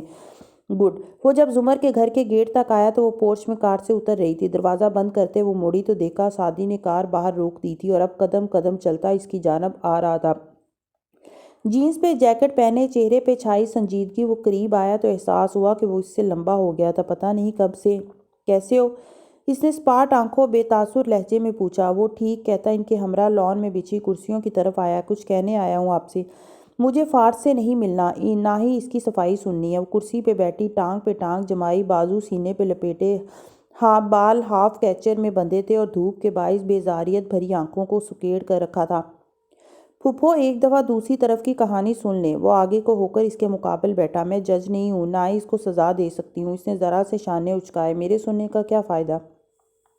اگر مجھ سے کوئی گلہ ہے تو کہہ دیں۔ وہ 2.5 سال سے بتانا چاہتا تھا۔ ایک دفعہ وہ گلہ کر دے، کہہ دے کہ اس سے بدتمیزی سے بات کرنے کے بعد وہ اس کو چھوڑ کر کیوں چلا گیا؟ سوری کیوں نہیں کہا؟ اس کے آپریشن کے وقت وہ کہاں تھا؟ کیوں اس کی ریکوری کے ان تکلیف دہ دنوں میں اس کے پاس نہیں تھا؟ واپس کیوں نہیں آیا؟ مگر وہ کہتی نہیں تھی، اب بھی نظر انداز کر گئی۔ تم کیا کہنے آئے ہو؟ آپ سچ کہہ رہی تھی، واقعی آپ کو کال کی گئی تھی، آپ نے جو بتایا واقعی ایسا ہوا تھا۔ اچھا، 2.5 سال بعد یقین آ گیا تمہیں؟ وہ سنتی گئی، آنکھوں کی پتلیاں سکوڑ کر اسے دیکھتی، بازو ہنوز سینے پہ لپیٹے۔ مگر وہ کنورٹڈ ود وائس تھی، یعنی جعلی آواز۔ یہ سنیں۔ اس نے موبائل نکال کر یہ چند بٹن دبائے۔ آوازیں ابھرنے لگی۔ زمر سیدھی ہوئی، آنکھوں میں تکلیف ابھری۔ بس چند فقرے وہ سن پائی۔ بند کرو اسے، اور ناگواری سے چہرہ پھیر لیا۔ کیا یہ سب اسی طرح ہوا تھا؟ میرے ہاں یا نہ کہنے سے کیا ہوتا ہے؟ 2.5 سال پہلے تم لوگوں نے کہا میں جھوٹ بول رہی ہوں، آج کہہ رہے ہو میں سچ بول رہی ہوں۔ 5 سال بعد کہو گے یہ واقعی فارس کی یہی آواز تھی۔ I am sorry. جیسے آپ نے ہماری بات نہیں سنی، ویسے ہی ہم نے بھی آپ کی بات نہیں سنی۔ میں سمجھا آپ کسی کو کور کر رہی ہیں، مگر ایسا نہیں تھا۔ 2.5 سال بعد میرا یقین کرنے کا شکریہ۔ وہ سارا کرب ضبط کر چکی تھی۔ لیکن آپ تیسری بات کا امکان ذہن میں رکھ کر سوچیں پھپھو، یہ کال جعلی تھی، ہم کورٹ میں یہ ثابت کر سکتے ہیں۔ اور یہ تمہیں کیسے ملی؟ میں جواب دینے سے انکار کرتا ہوں۔ وہ بے اختیار پیچھے ہوا۔ اس صورت میں یہ میرے لیے قابل قبول نہیں ہے۔ اگر آپ اس میں لہجے پہ غور کریں تو محسوس ہوگا کہ جب یہ کال مجھے موصول ہوئی میں ایک سنیپر کے نشانے پہ تھی۔ مجھے لہجے اور آواز کے پچ پہ غور کرنے کا موقع نہیں ملا تھا۔ اس آواز کے ساتھ میری زندگی کی سب سے تکلیف دہ یاد جڑی ہے، اس لیے کوئی آج آ کر یہ کہہ دے کہ یہ جعلی ہے تو میں کیسے مان لوں؟ تیز لہجے میں کہتی وہ اس کو شاکی نظروں سے دیکھ رہی تھی۔ ایک دفعہ سوچ کر دیکھیں، کوئی تیسرا آدمی بھی ملوث ہو سکتا ہے۔ مثلاً کون؟ سعدی نے جواب میں تھوک نگلا۔ مثلاً ہاشم کاردار۔ ہمت کر کے اس نے کہہ ڈالا۔ زمر سن سی ہو گئی۔ ہاشم کاردار؟ زمر کو شاک سے نکلنے میں چند لمحے لگے اور پھر ایک دم آنکھوں میں ناگواری در آئی۔ اس کا نام کیسے لے سکتے ہو تم؟ وہ ان کے کزن ہیں، پھر جائیداد کے تنازع، وہ فارس قاضی کو اس میں پھنسا سکتے ہیں، اس سے ان کو فائدہ ہوگا، نقصان نہیں۔ اوکے، سعدی بہت ہو گیا۔ ٹانگ پہ رکھی دوسری ٹانگ سیدھی کی اور درستی سے کہتی آگے کو ہوئی۔ میں یہ ڈیفینس اسٹریٹجی بہت دفعہ کورٹ میں استعمال کر چکی ہوں۔ جب اپنے دفاع میں کوئی بات نہ ہو تو کسی تیسرے شخص پہ شک ڈال دو۔ مگر کیا تمہارے پاس کوئی ثبوت ہے؟ سعدی نے گردن نفی میں ہلائی۔ کیا اس آڈیو ان تصاویر کا ہاشم کے کمپیوٹر سے ملنا ایسا ثبوت تھا جسے وہ پیش کر سکے؟ ہرگز نہیں۔ پھر تم کیسے کسی پر اتنا بڑا الزام لگا سکتے ہو؟ فارس کے خلاف میری گواہی کو چھوڑ دو، تب بھی ثبوت ہے، اس کی گن، اس کے فنگر پرنٹس۔ تم مجھے اس سے بڑے ثبوت ہاشم یا کسی اور کے خلاف لا کر دو، میں تمہاری بات سنوں گی، مگر اس سے پہلے نہیں۔ تلخی سے بولتی وہ اٹھ کھڑی ہوئی، گردن اٹھا کر اسے دیکھا اور اکتائی ہوئی بولی، تو آپ 2.5 سال سے ہماری بات اس لیے نہیں سن رہی کیونکہ ہم ثبوت نہیں دے رہے۔ اگر مجھے جھوٹا کہنے کے بجائے کچھ کہتے تو میں سنتی۔ آپ اپنی جگہ ٹھیک ہے۔ سر ہلا کر وہ کھڑا ہوا۔ چند لمحے دونوں آمنے سامنے کھڑے رہے۔ آخری بات پھپھو، وہ ذرا جھجکا، مجھے کسی ایسے وکیل کا بتائیں جو ہم افورڈ بھی کر سکیں اور وہ ہمارے ساتھ مخلص بھی ہو فارس کے لیے۔ اس کے سامنے اب وہ اسے ماموں کہنے سے دانستہ احتراز برتنے لگا تھا۔ زمر نے سر جھٹکا، ذرا توقف کیا۔ تنے اعصاب ڈھیلے جیسے پڑے۔ خلجی صاحب سے مل لو، نمبر اور پتہ ٹیکسٹ کر دیتی ہوں۔ ان کے پہلے تاثر پہ مت جانا، اچھے وکیل ہیں۔ اور اسی طرح سینے پہ بازو لپیٹے مڑ گئی۔ اسے پیچھے آنے کا نہیں کہا، چاہے تو وہ اندر آ جائے، چاہے تو نہ آئے۔ سعدی یاسیت سے اسے جاتے دیکھتا رہا۔ 2.5 سال سے وہ بس اس کی پھپھو تھی، زمر نہیں۔ اگر ایک دفعہ وہ شکوہ کر دے تو اسے بتا دے گا، یا شاید نہیں بتائے گا، بس ایک دفعہ۔ چھوٹے باغیچے والے گھر کے لاؤنج میں فل آواز کے ساتھ ٹی وی چل رہا تھا۔ ندرت کبابوں کی ٹکیاں بناتی بڑی ڈش میں رکھتی جا رہی تھی۔ ساتھ ہی صوفے پہ پیر اوپر رکھے حنین موبائل پہ نمبر ملا رہی تھی۔ بار بار کال ملاتی، پھر کاٹ دیتی۔ بالآخر اب ہمت کر ہی لی، دوسری طرف گھنٹی جا رہی تھی۔ پھر ندرت نے اسے کہتے سنا، کیا میں علیشا سے بات کر سکتی ہوں؟ وہ سر اٹھا کر اسے دیکھنے لگی۔ میں حنین ہوں، ہنا، پاکستان سے۔ وہ ذرا ہچکچا کر کہہ رہی تھی، علیشا میری میلز کا جواب نہیں دے رہی، وہ کدھر ہے؟ دراصل مجھے اس کو کسی کا پیغام دینا ہے۔ وہ اب بہت دھیان سے دوسری طرف کی بات سننے لگی تھی، بالکل چپ، خاموش اور ساکت۔ پھر بغیر کچھ کہے فون رکھ دیا۔ کیا ہوا؟ مگر ہنا نے نہیں سنا، چپ بیٹھی رہی۔ سعدی اندر آیا، سلام کر کے ماں کے قریب صوفے پر گر سا گیا۔ وہ تھکا ہوا لگ رہا تھا۔ فارس سے ملے؟ وہ امید سے پوچھنے لگیں۔ جی، اور پھپھو سے بھی۔ وہ دور خلا میں دیکھتا اپنی سوچ میں گم تھا۔ کیا وہ اب بھی تمہاری بات سننے کو تیار نہیں؟ ان کا قصور نہیں ہے، ان کی جگہ کوئی بھی ہوتا تو یہی کرتا۔ تم سے بھی وہی رویہ ہے؟ چھوڑے امی۔ وہ چہرے پہ بشاشت واپس لاتا سیدھا ہوا، ہاتھ بڑھا کر چنے کی دال اور گوشت کے پیسے مکسچر کو 3 انگلیوں میں اٹھانا چاہا۔ انہوں نے اس کے ہاتھ پہ چپت رسید کی۔ 1000 دفعہ کہا ہے مت کھایا کرو، درمیان سے بے برکتی ہوتی ہے۔ مگر ندرت کی ڈھیٹ اولاد کو فرق نہیں پڑتا تھا۔ سعدی نے مکسچر منہ میں رکھا اور چباتے ہوئے پھر سے پیچھے ہو کر بیٹھ گیا۔ حنین بدستور سر جھکائے بیٹھی تھی۔ دفتر ان کو خیال آیا۔ سعدی بیٹا، وہ مرکز کے فرنٹ پہ جو بیکری ہے نا، وہ لوگ جگہ خالی کر رہے ہیں، کیوں نہ ہم اس کو کرائے پہ لے کر کوئی کام شروع کر دیں؟ آپ نے ابھی تو اسکول کی جاب ختم کیا اور آپ کی صحت بھی اتنی اچھی نہیں، کیوں خود کو ہلکان کرتی ہیں؟ خرچے بہت ہیں اور تمہاری تنخواہ سے وہ نہیں پورے ہوتے۔ میں آج کل یہی سوچ رہی ہوں، بیکری کی جگہ کافی بڑی ہے، کپڑوں کا بوتیک شروع کرنے کے بارے میں کیا خیال ہے؟ اگر فارغ بیٹھی رہیں تو زیادہ بیمار ہو جاؤں گی۔ سعدی نے ایک نظر ان کے ہاتھوں کو دیکھا جو مہارت سے کباب کو شکل دے رہے تھے۔ کچھ یاد کر کے مسکرایا۔ آپ ریسٹورنٹ کھول لیں امی، کسی کو کھانا کھلانے سے پیارا احسان کیا ہوگا بھلا؟ ریسٹورنٹ؟ وہ سوچ میں الجھی۔ مگر پہلے کسی سے مشورہ کر لیجئے گا۔ کس سے کروں؟ کوئی بھی کام شروع کرنے سے پہلے 2 لوگوں سے مشورہ لیتے ہیں امی، ایک وہ جس نے اس کام میں فائدہ اٹھایا ہو اور ایک وہ جس نے اس میں نقصان اٹھایا ہو۔ پھر ہنا کو دیکھا جو ابھی تک شل بیٹھی تھی۔ کٹو بیگم، ریسٹورنٹ بننے سے تمہارے تو دن پھر جائیں گے۔ سعدی نے اسے آواز دی۔ اس نے سفید پڑتا چہرہ اٹھایا۔ ہاشم بھائی سے بات ہو تو انہیں بتا دیجئے گا کہ اب علیشا کو ان کے پیسوں کی ضرورت نہیں رہی۔ کچے کباب کا ٹکڑا اس کے حلق میں رہ گیا۔ وہ چونکا۔ کیوں؟ کیا ہوا؟ اس کو جب پیسے چاہیے تھے تب انہوں نے نہیں دیے، پھر اس نے خود ہی حاصل کرنے چاہے۔ وہ شاق کے عالم میں بول رہی تھی۔ اس نے کچھ دوستوں کے ساتھ مل کر چوری کرنے کی کوشش کی۔ وہ کمپیوٹرز میں اچھی تھی اور قسمت میں بری، سب گرفتار ہو گئے۔ اب وہ جیل میں ہے، ایک لمبے عرصے کے لیے۔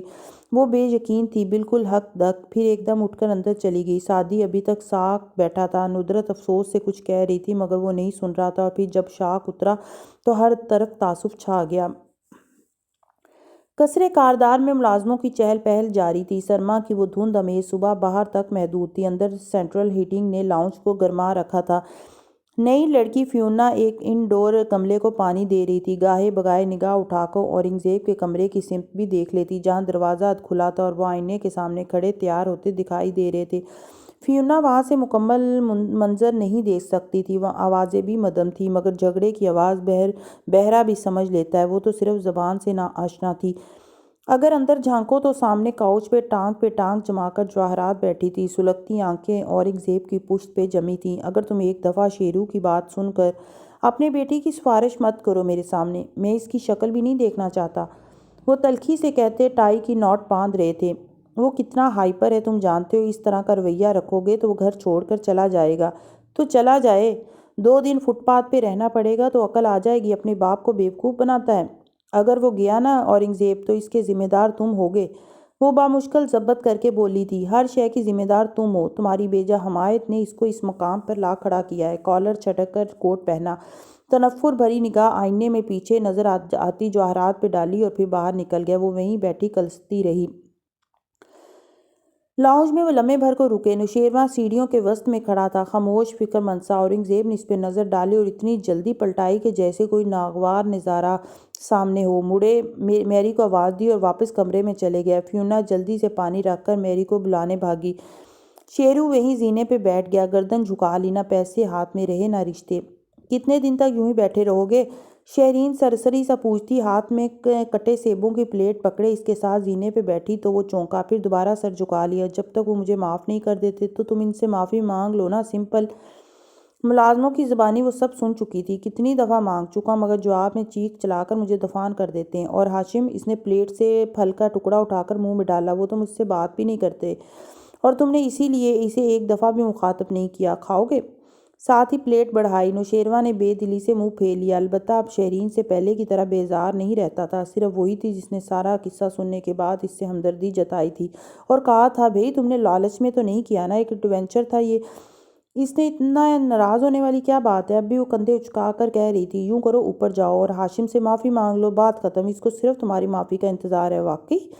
اس نے بے چینی سے شہرین کو دیکھا، تھپڑ پھر سے یاد آیا، بے اختیار گال پہ ہاتھ رکھا۔ ہاں نا، وہ تم سے کبھی خفا نہیں ہو سکتا، اور مجھے اپنا فون دے جاؤ۔ کیوں؟ وہ فون دیتے دیتے رکا۔ شہرین نے موبائل اس کے ہاتھ سے اچک لیا۔ وقت ضائع مت کرو، وہ آفس کے لیے نکل ہی نہ جائے۔ اچھا۔ وہ فوراً اوپر آیا، تھوڑی دیر اس کے کمرے کے باہر رکا۔ پیچھے سے سیڑھیوں پر بیٹھی شہرین نے اس کے موبائل سے سعدی کا نمبر نکالا اور اپنے پہ منتقل کیا۔ شیرو نے بغیر کھٹکھٹائے دروازہ کھولا۔ ہاشم ڈریسنگ مرر کے سامنے کھڑا تھا، کوٹ ابھی سٹینڈ پہ تھا اور وہ کف لنکس پہن رہا تھا۔ آہٹ پہ گردن موڑی اسے دیکھا اور واپس کف لنک پہننے لگا۔ آؤ شیرو۔ انداز نارمل تھا، نہ غصہ نہ پیار۔ وہ سر جھکائے لب کاٹتا قدم قدم چلتا قریب آیا۔ یہ اس دن کے بعد دونوں کی پہلی بات چیت تھی۔ یہ سوشل بائیکاٹ اس کے لیے بہت سنگین ثابت ہوا تھا۔ بھائی ابھی تک ناراض ہے مجھ سے؟ نگاہ اٹھانے کی ہمت نہیں ہوئی۔ ہاشم نے ٹائی گردن میں ڈالی اور آئینے میں دیکھتے اس کی گرہ لگانے لگا۔ کیا میں اسے معذرت سمجھوں؟ نوشیروان نے بے چینی سے چہرہ اٹھایا۔ آئی ایم سوری بھائی، میں نے آپ کو بہت ہرٹ کیا۔ میں معذرت قبول کرتا ہوں، بھول جاؤ سب۔ ٹائی کی گرہ باندھتے ہوئے بھی وہ نہیں مسکرایا۔ آپ مجھ سے ابھی تک ناراض ہیں؟ نہیں۔ اس نے نوٹ کسی کالر درست کیے، اسٹینڈ سے کوٹ اٹھایا اور مڑ کر شیرو کو سنجیدہ نظروں سے دیکھا۔ ناراض نہیں ہوں، حیران ہوں، اس پہ نہیں کہ میں بیوقوف کیسے بنا۔ اعتبار کرنے والے دھوکہ کھا جاتے ہیں۔ اس پہ بھی نہیں کہ تم ایک کرمنل ذہن رکھتے ہو، بلکہ صرف اس پہ کہ اگر تمہیں پیسے چاہیے تھے تو تم میرے پاس کیوں نہیں آئے؟ ایڈونچر کرنا چاہ رہا تھا بس۔ نوشیروان نے شرمندگی اور خفت سے گردن جھکا دی۔ ہاشم نے کوٹ پہنا اور اسے دیکھتے ہوئے بٹن بند کیا۔ تم شیرو میری ایک بات اپنے دماغ میں بٹھا لو، تمہارا بھائی تمہارے سب معاملے سنبھال سکتا ہے۔ اس کے کندھے پہ سختی سے ہاتھ جمایا تو نوشیروان نے شرمندہ چہرہ اٹھایا۔ تمہیں پیسے چاہیے تو میرے پاس آؤ گے، تمہیں کوئی لڑکی چاہیے تو میرے پاس آؤ گے، تمہیں کسی کی جان چاہیے تو میرے پاس آؤ گے، مگر تم خود کچھ نہیں کرو گے، کبھی بھی نہیں، سمجھ آیا؟ اس نے اس بات میں گردن ہلائی، پھر قدرے جھجکا۔ وہ جو کہا آپ نے کہ کاش وہ سعدی آپ کا بھائی ہوتا، وہ ایک اچھا لڑکا ہے، رشتوں کا پاس کرنا جانتا ہے، وہ ہمارا تیسرا بھائی ہوتا تو مجھے خوشی ہوتی، مگر وہ نہیں ہے۔ اورنگزیب کاردار کے 2 ہی بیٹے ہیں، میں اور تم۔ تمہاری نظر میں میری کتنی اہمیت ہے مجھے واقعی نہیں معلوم، مگر میرے لیے تم اور سونیا برابر ہو۔ آپ کو پتہ ہے میں آپ سے کتنی محبت کرتا ہوں، کتنا احترام کرتا ہوں آپ کا؟ نہیں، مجھے نہیں پتہ۔ پرفیوم خود پہ چھڑکتے سنجیدگی سے کہتے کندھے اچکائے۔ شیرو روحانسا ہو گیا۔ یہ سچ ہے، پھر سے ثابت کرو، کیونکہ مجھے دوبارہ سے تمہارے تخریبی ذہن پہ اعتبار کرنے میں وقت لگے گا۔ اس کے کندھے کو تھپتھپا کر وہ موبائل اٹھاتا باہر نکل گیا۔ اب بھی نہیں مسکرایا۔ نوشیروان پریشان سا وہیں کھڑا رہ گیا۔ شیرین اب سیڑھیوں کے وسط میں کھڑی تھی، اسے آتے دیکھ کر راستہ دیا۔ ہاشم چند زینے اترا، پھر اس کے قریب رکا۔ کچھ کاغذات پہ تمہارے دستخط چاہیے، دوپہر میں آفس آ جانا۔ میں کھلا لے رہی ہوں، طلاق نہیں، چاہو تو یہ لمبی چوڑی رقم عمرات نہ بھی دو، ضرورت نہیں مجھے تمہارے پیسے کی۔ وہ باتیں مت کہو جن کا مطلب تم خود بھی نہیں جانتی۔ جو دے رہا ہوں اپنی بیٹی کے لیے دے رہا ہوں، ماں سے الگ نہیں کر سکتا اس کو۔ اب ہٹو سامنے سے۔ وہ مزید سرکی اور ہاشم نیچے اتر گیا۔ وہ تلملاتے ہوئے اسے جاتے دیکھتی رہی، آنکھوں میں شدید بغض اور بے بسی تھی۔ وہ ماں باپ کے کمرے کے سامنے رکا تو جواہرات ہنوز کاؤچ پہ بیٹھی کلس رہی تھی اور ڈریسر مرر کے سامنے کھڑے اورنگزیب میری انجو کو ہدایت دے رہے تھے۔ وہ چوکھٹ پہ آ رکا۔ میں علیشا کی فیس پے کر رہا ہوں، کسی کو کوئی اعتراض ہو تب بھی مجھے کچھ کہنے کی زحمت نہ کریں، میرا دماغ آج کل بہت گھوما ہوا ہے۔ اطلاع دی اور اسی سنجیدہ چہرے کے ساتھ مڑ گیا۔ جواہرات تلملا کر اٹھی اور اورنگزیب نے اسے برہمی سے پکارا، مگر وہ باہر جا چکا تھا۔ دونوں بے بسی سے ایک دوسرے کو دیکھ کر رہ گئے۔ باہر دھند ابھی تک چھائی تھی۔ وہ برآمدے تک پہنچا تھا جب خاور تیزی سے قریب آتا دکھائی دیا۔ وہ فکرمند لگ رہا تھا۔ سعدی یوسف نے آپ کے کیے وکیل کو فائر کر دیا ہے، مجھے معلوم ہے۔ آپ اتنے بے فکر کیسے ہو سکتے ہیں؟ فکر کی کیا بات ہے؟ وہ الٹا حیران ہوا۔ لوگ وکیل بدلتے رہتے ہیں، اگلا بھی ہمارا ہی ہوگا، نہیں تو جج تو ہمارا ہی ہے۔ مگر مجھے پریشانی ہے، ان لوگوں کو وہ آڈیو کہاں سے ملی؟ کون سی آڈیو؟ وہ ٹھٹک کر رکا۔ خاور نے محمود صاحب سے جو سنا تھا بتا دیا۔ ہاں، زمر ایسے کام کر سکتی ہے، وہ کہہ رہا ہے تو ایسا ہی ہوگا۔ وہ کار کی طرف جا رہا تھا۔ خاور تیزی سے اس کے پیچھے لپکا۔ کیا واقعی ایسا ہی ہے؟ ہو سکتا ہے وہ جھوٹ بول رہا ہو۔ ہاشم رک کر اسے دیکھنے لگا۔ آپ نے اسے اور اس کی بہن کو اس رات اپنا لیپ ٹاپ دیا تھا، کہیں اس نے وہ آپ کے پاس سے تو نہیں نکالی؟ ایسا کچھ نہیں ہے۔ وہ بیزار ہوا۔ وہ آڈیو میرے سیف میں ہے، میں نے 2 دن پہلے ہی دیکھی ہے۔ لیپ ٹاپ میں میرے ڈاکومنٹس کا فولڈر لاک ہے۔ وہ دونوں اتنے بھی سمارٹ نہیں کہ ہر چیز کھول لیں، اور سعدی جھوٹ نہیں بولتا، جو کہہ رہا ہے وہی ہوگا۔ مگر جج ہمارا ہے۔ پھر کیا مسئلہ ہے سر؟ آپ کا اوور کانفیڈنس۔ وہ کہتے کہتے رکا۔ ہاشم نے ایک سخت کاٹ دار نظر اس پر ڈالی اور آگے بڑھ گیا۔ خاور نے بے چینی سے تھوڑی کھجائی۔ بظاہر ہاشم ٹھیک کہہ رہا تھا، مگر پھر بھی اسے یہ لڑکا کچھ گڑبڑ لگ رہا تھا۔ خیر، ہاشم سعدی کو زیادہ بہتر طور پر جانتا تھا۔ یقیناً وہ سر جھٹکتا آگے بڑھ گیا۔ وہ ایک ابتر سا آفس تھا، فائلوں کے ڈھیر، بے ترتیب کتابوں سے بھرے ریک اور میز پہ بکھرا اتنا کچھ کہ اس سارے میں کرسی پہ بیٹھا سعدی بے حد بے بسی محسوس کر رہا تھا۔ اس کے مقابل آفس کے مالک کی کرسی پہ موجود ادھیڑ عمر صاحب نیچے جھکے دراز سے کچھ نکال رہے تھے۔ دفتر وہ سیدھے ہوئے، وہ اڑے اڑے کھچڑی بالوں، موٹی اینک اور شریف چہرے والے انسان تھے۔ سعدی کو ان پہ ترس، خود پہ رحم اور زمر پہ غصہ آیا جس نے اسے یہاں بھیجا تھا۔ سیدھے ہوتے ہی انہوں نے کچھ فائل دھپ سے میز پہ رکھی، نتیجتاً اوپر تلے رکھی سیاہ کتابیں دھڑم سے سعدی کی طرف لڑکیں۔ وہ کرنٹ کھا کر پیچھے ہوا۔ ایک موٹی کتاب پیر پر جا لگی، باقی دو گھٹنوں پہ۔ آؤچ! لگی تو نہیں؟ انہوں نے ناک پہ اینک دھکیلتے پوچھا۔ بالکل نہیں جی، میں کوئی انسان تھوڑی ہوں۔ وہ جھک کر ان کو سمیٹنے لگا، پھر میز پہ رکھیں۔ اسی بے چارگی سے خلجی صاحب کو دیکھا۔ سر، آپ بے شک بھی ابھی اپنا کام کر لیں، میں پھر آ جاؤں گا۔ وہ کرسی کے کنارے پہ آگے کو ہوا، بھاگنے کو تیار۔ نہیں، میں آپ کی سن رہا ہوں۔ انہوں نے دائیں بائیں گردن ہلائی۔ کیس بھی دیکھ لیا تھا میں نے۔ تو پھر آپ یہ کیس لیں گے؟ بے توجہی سے پوچھتے پیچھے کھڑی الماری پہ نظر ڈالی۔ شیشے کے دروازوں کے پیچھے کتابیں اور فائلیں بھری تھیں، اوپر تلے اڑسے کاغذ، بے ترتیبی سی بے ترتیبی۔ دیکھو بیٹے، فارس غازی جیسے بندے کا دفاع کرنا آسان نہیں۔ خیر ہے، آپ رہنے دیں، میں کہیں اور چلا جاؤں گا۔ وہ شکریہ کہتا جلدی سے اٹھا۔ بس بھاگنے کی دیر تھی۔ یہ اتنا بھی مروت میں بیٹھ گیا۔ اس آدمی کی تو اینک گم ہو جائے یہ نہ ڈھونڈ سکے فارس کو کیا خاک رہا کروائے گا؟ مجھے پتہ ہے فارس غازی کا دفاع آپ کے لیے مشکل ہوگا، کیونکہ آپ یہ سمجھ رہے ہیں کہ وہی قاتل ہے۔ تو نہیں، میرا خیال ہے وہ بے گناہ ہے۔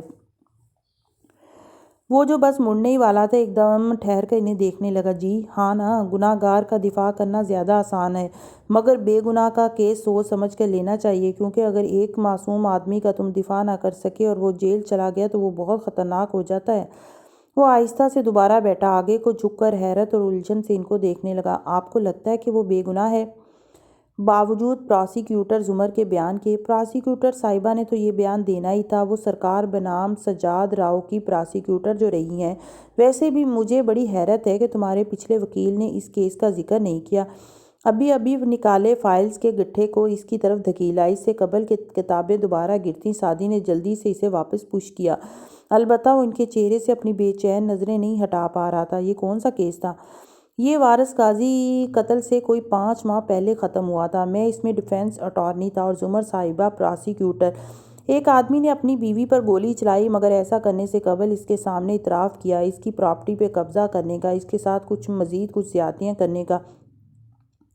قسمت سے بیوی بچ گئی، اس نے پولیس کو بتا دیا۔ 7 ماہ زمر لگی رہی۔ یہ ان کا پہلا کیس تھا، ریپو بھی بنانی تھی۔ بہرحال فیصلہ انہی کے حق میں آیا۔ میرا خیال ہے جس نے بھی فارس کے بھائی اور بیوی کا قتل کیا ہے، اس کی ڈسٹرکٹ کورٹ کے کیسز پہ گہری نظر ہوگی۔ اسے معلوم ہوگا کہ انسان اپنی زبان سے کئی بات میں سب سے اچھا پھنستا ہے۔ پراسیکیوٹر صاحبہ ویسے بہت سمجھدار خاتون ہے، لیکن وہ یہاں مار کھا گئیں کیونکہ وہ اسی طرح کا ایک کیس پراسیکیوٹ کر چکی ہیں۔ یعنی زمر اپنے حملہ آور کی کال پہ اس لیے یقین کر رہی ہے کیونکہ وہ آخری منٹ کے اعتراف کے ایسے ہی ایک کیس کو لے چکی ہیں۔ ان کے نزدیک یہ ممکن ہے کہ کوئی ایسا کرے۔ ایک دم اسے محسوس ہوا کہ زمر نے اسے صحیح بندے کے پاس بھیجا ہے۔ ان کے پہلے تاثر پہ مت جانا۔ بالکل، ویسے لوگ یہ کرتے بھی ہیں۔ قتل بڑا بوجھ ہوتا ہے، انہیں کسی سے تو بانٹنا ہوتا ہے۔ بہت سے کیسز دیکھے ہیں میں نے، یہاں لوگ کسی کو مارنے سے پہلے اپنے پچھلے گناہوں کا اعتراف کر لیتے ہیں۔ مجھے پتہ ہے یہ سب کس نے کروایا ہے۔ وہ ایک دم جوش میں بولنے لگا تو انہوں نے فوراً ہاتھ اٹھا کر روکا۔ شش! بے اختیار رک گیا۔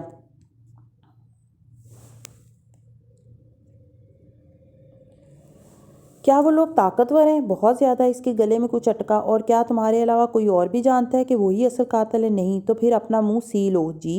وہ دم بخود رہ گیا۔ دیکھو بچے، تم ایک بااثر آدمی کو اس میں نہیں گھسیٹ سکتے۔ ایسا کرو گے تو وہ فارس کو جیل میں ختم کروا دیں گے اور تمہیں جیل سے باہر۔ تم جس کو بھی ان کے نام بتاؤ گے ان کی زندگی خطرے میں ڈالو گے۔ تم ان کو گناہ گار ثابت مت کرو، صرف فارس کو بے گناہ ثابت کرنے کی کوشش کرو۔ ایک دفعہ وہ باہر آ جائے پھر جو کرنا ہو کر لینا۔ وہ بہت کچھ کہنا چاہتا تھا مگر سر خود بخود اسبات میں ہل گیا۔ یہ بات غلط نہیں تھی، کیا ہم ان کو رہا کروا لیں گے؟ اگر جج ایماندار ہو تو ہاں، اور اتنے دنوں میں یہ پہلی امید کی کرن تھی جو اسے نظر آئی تھی، اندھیری رات کا پہلا تارا جو سورج نکلنے کی نوید سن ہوتا ہے۔ کبھی تو صبح ہوگی۔ وہ خود کو بہت ہلکا پھلکا محسوس کر رہا تھا۔ جس کو دیکھو اس کے چہرے پہ لکیریں سوچ کی، جیسے ہو جائے مقدر کسی شے کا مقدر سوچنا۔ سعدی کورٹ سے واپس اپنے آفس کی طرف جا رہا تھا جب کسی اجنبی نمبر سے فون آنے لگا۔ اس نے ڈرائیو کرتے ہوئے کال لے لی۔ سعدی: جی کون؟ شہرین بول رہی ہوں۔ اس نے موبائل کان سے ہٹا کر اسے گھورا۔ کہیے کیسے فون کیا مسز کاردار؟ کیا ہم مل سکتے ہیں کسی ایسی جگہ جہاں میرے اور تمہارے گھر والوں کو علم نہ ہو؟ جہاں تک مجھے یاد ہے میں 23 سال کا ہوں اور آپ کم از کم بھی مجھ سے 12 سال بڑی ہیں تو شٹ اپ، مجھے تمہارے ساتھ ڈیٹ پہ نہیں جانا، تم سے ایک کام ہے، مگر ہاشم کو پتہ نہ چلے۔ پھر ٹھیک ہے، پتہ ٹیکسٹ کرتا ہوں، دوپہر میں آ جائے گا۔ اپنی حیرت چھپاتے ہوئے اس نے فون کان سے ہٹایا۔ عرصہ پہلے شہرین نے اس سے صلح کر لی تھی۔ اس کو تب سے معلوم تھا کہ ایک دن یہ لڑکا اس کے کام آئے گا اور وہ دن آن پہنچا تھا۔ کچھ دیر بعد وہ سارا کے آفس میں موجود تھا۔ وہ کرسی پہ براجمان ہاتھ میں پکڑے کاغذ کو پڑھ رہی تھی۔ پھر چہرہ اٹھایا اور تحمل سے اسے دیکھا۔ یہ تمہاری اس ہفتے لی جانے والی دوسری لیو ہے۔ اگر میں یہ دے دوں تو آفس کے باقی لوگ کیا خیال کریں گے؟ مجھے فارس ماموں کے کیس کے لیے کچھ اہم کام کرنے ہیں۔ وہ اتوار کو نہیں ہو سکتے کیا؟ سعدی نے معصومیت سے سر نفی میں ہلایا۔ اتوار کو پاکستان میں چھٹی ہوتی ہے۔ سارا نے سمجھنے والے انداز میں اسے گھورا، پھر کرسی کی سمت اشارہ کیا۔ وہ بیٹھ گیا۔ تمہیں اتنے اہم ادارے میں بطور ایک سائنسدان کام کر رہے ہو تو اپنی ڈگری کی وجہ سے، مگر یہاں سب جانتے ہیں کہ تم میرے بھانجے ہو۔ اگر اسی طرح میں تمہیں فیورز دینے لگی تو تم یہاں اپنی عزت کھو دو گے۔ پہلے تاثر دائمی ہوتے ہیں سعدی، مگر سچ نہیں ہوتے۔ وہ اداسی سے مسکرایا۔ خیر آج کے بعد ایسا نہیں ہوگا، بس آج کے لیے، صرف آج کے لیے۔ تنبیہی نظروں سے اسے دیکھ کر سارا نے درخواست پر دستخط کیے، پھر کاغذ اس کی طرف بڑھا دیا۔ آپ کیسی ہیں؟ بہت دن سے کام کے علاوہ آپ سے کوئی بات نہیں ہو سکی۔ اس نے دیکھا سارا کے چہرے پہ ملال بھری مسکراہٹ بکھر گئی۔ نیلی آنکھوں اور نرم چہرے والی سارا اب بھی پہلے کی طرح لگتی تھی، مگر بس صرف لگتی ہی تھی۔ ایک تکان، اداسی، نا امیدی اس کی آنکھوں میں آ کر ٹھہر سی گئی تھی۔ اللہ کا شکر ہے، میں، امی، بچیاں، ہم سب ایک دوسرے کو سنبھالے ہوئے ہیں۔ ذرا توقف کیا۔ فارس کیسا ہے؟ بے گناہ آدمی قید میں رہ کر کیسا ہو سکتا ہے؟ بس اور غم و غصے سے نڈھال، مگر ہم انہیں جلد رہا کروا لیں گے اور اصل قاتلوں کو سزا دلوائیں گے۔ اس سے کیا ہوگا سعدی؟ وارث واپس تو نہیں آئے گا؟ اور وہ اس کے اسی فکرے کا انتظار کر رہا تھا کیا کہ ایڈوکیٹ خلجی سے ملاقات کے بعد اس کو اس سوال کا جواب مل گیا تھا۔ ہم قاتل کو سزا مقتول کو واپس لانے کے لیے نہیں دیتے، بلکہ اس لیے دیتے ہیں تاکہ وہ کسی اور کو قتل نہ کرے۔ قصاص میں زندگی ہوتی ہے، مقتول کی نہیں بلکہ کسی اور کی، آپ کی، آپ کے بچوں کی، فارس غازی کی، یا شاید میری اپنی۔ اب کہ سارا نے آنکھیں سکیڑ کر غور سے اسے دیکھا، کرسی پر پیچھے کو ہوئی، ہاتھوں میں قلم گھماتے ہوئے کچھ سوچا۔ تمہارا انداز پراسرار ہوتا جا رہا ہے۔ ایسا کچھ نہیں ہے، اب میں جاؤں؟ اور وہ جلدی سے اٹھ کھڑا ہوا۔ یہ آخری دفعہ ہے سعدی یوسف خان؟ اس نے درخواست کی طرف خفگی سے اشارہ کیا۔ جی بالکل، اس ہفتے میں آخری دفعہ۔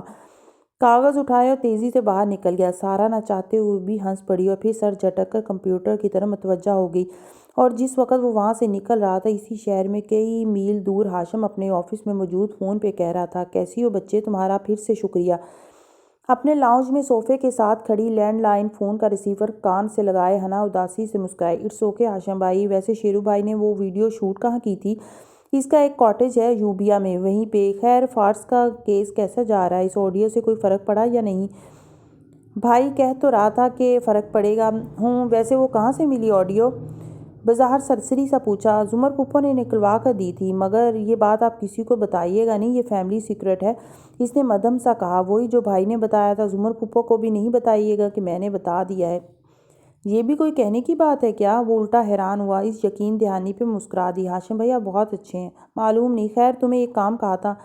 حنین کی مسکراہٹ سمٹتی گئی، آنکھوں میں گہرا کرب چھانے لگا علیشا کو، اور جو سنا تھا بتاتی گئی۔ وہ دوسری جانب بالکل خاموشی سے سنتا گیا، یہاں تک کہ حنین کو لگا کہ وہ وہاں موجود ہی نہیں ہے۔ ہاشم بھائی کچھ تو بولنے۔ وہ چپ رہا، بالکل چپ۔ حنا کا دل ڈوبنے لگا، جیسے نیلے پانیوں میں بحری جہاز ڈوب جاتا ہے۔ کیا آپ اتنا بھی نہیں کہیں گے کہ آپ کو افسوس ہے؟ کیا آپ کو ذرا سا بھی افسوس نہیں؟ اس کی آواز بھرا گئی، مگر ہاشم نے فون رکھ دیا۔ اس دن کے بعد سے وہ حنا کے لیے ایفل ٹاور بن گیا تھا۔ گو کہ اس نے چند منٹ انتظار کیا کہ وہ کال بیک کرے گا، مگر نہیں، اس نے کال بیک نہیں کی۔ اسے نہیں معلوم تھا کہ اب اگلے 1.5 سال وہ اس سے سوائے دور دور سے خاندانی تقریبات پہ ملنے کے بالکل نہیں مل پائے گی، اور یہ بھی کہ دوبارہ ہاشم سے فون پہ بات 1.5 سال بعد تب کرے گی جب وہ امتحانی مرکز میں چیٹنگ کرتی پکڑی جائے گی۔ اگر ہم سب کا ذہن نجومی ہوتا تو سارے زندگی کا سارا تھرل ہی ختم ہو جاتا۔ چھوٹے باغیچے والے گھر سے قدرے فاصلے پہ مین روڈ پہ موجود شاپ اس وقت رینوویشن کے مرحلے سے گزر رہی تھی۔ اندر مستری مزدور لگے تھے، پینٹ کی مہک، لکڑی اور سیمنٹ کا جا بجا بکھراوا، چیزوں کی اٹھا پٹک۔ ندرت اس شاپ کو چھوٹا سا ریسٹورانٹ بنانے کی تیاریوں میں نگرانی کر رہی تھی، ساتھ ہی گاہے بگاہے کونے میں رکھی میز کی جانب بھی دیکھ لیتی، جو آج 1.5 سال بعد ریسٹورانٹ کے مرکزی سٹنگ ایریے میں شامل تھی۔ یہاں سعدی کے ساتھ ہاشم کی بیوی بیٹھی تھی اور وہ خاموشی سے اس کو سن رہا تھا۔ ندرت اس طرف نہیں گئی تھی۔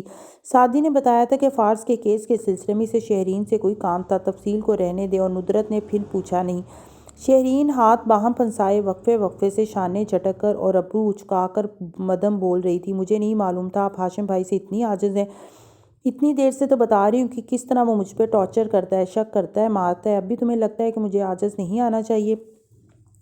ناگواری سے چیخ چٹک کر بولی۔ سعدی نے ہلکے سے شانے اچکائے۔ تو اب کیا آپ ان سے انتقام لینا چاہتی ہیں؟ وہ بھی لوں گی، اپنے اوپر کیے گئے ایک ظلم کا حساب لوں گی، لیکن ابھی میں کسی اور کام کے لیے آئی ہوں۔ میں ہاشم بھائی کا دوست ہوں، ان کے خلاف آپ میری مدد لیں گی؟ اتنا اعتبار کیسے مجھ پہ؟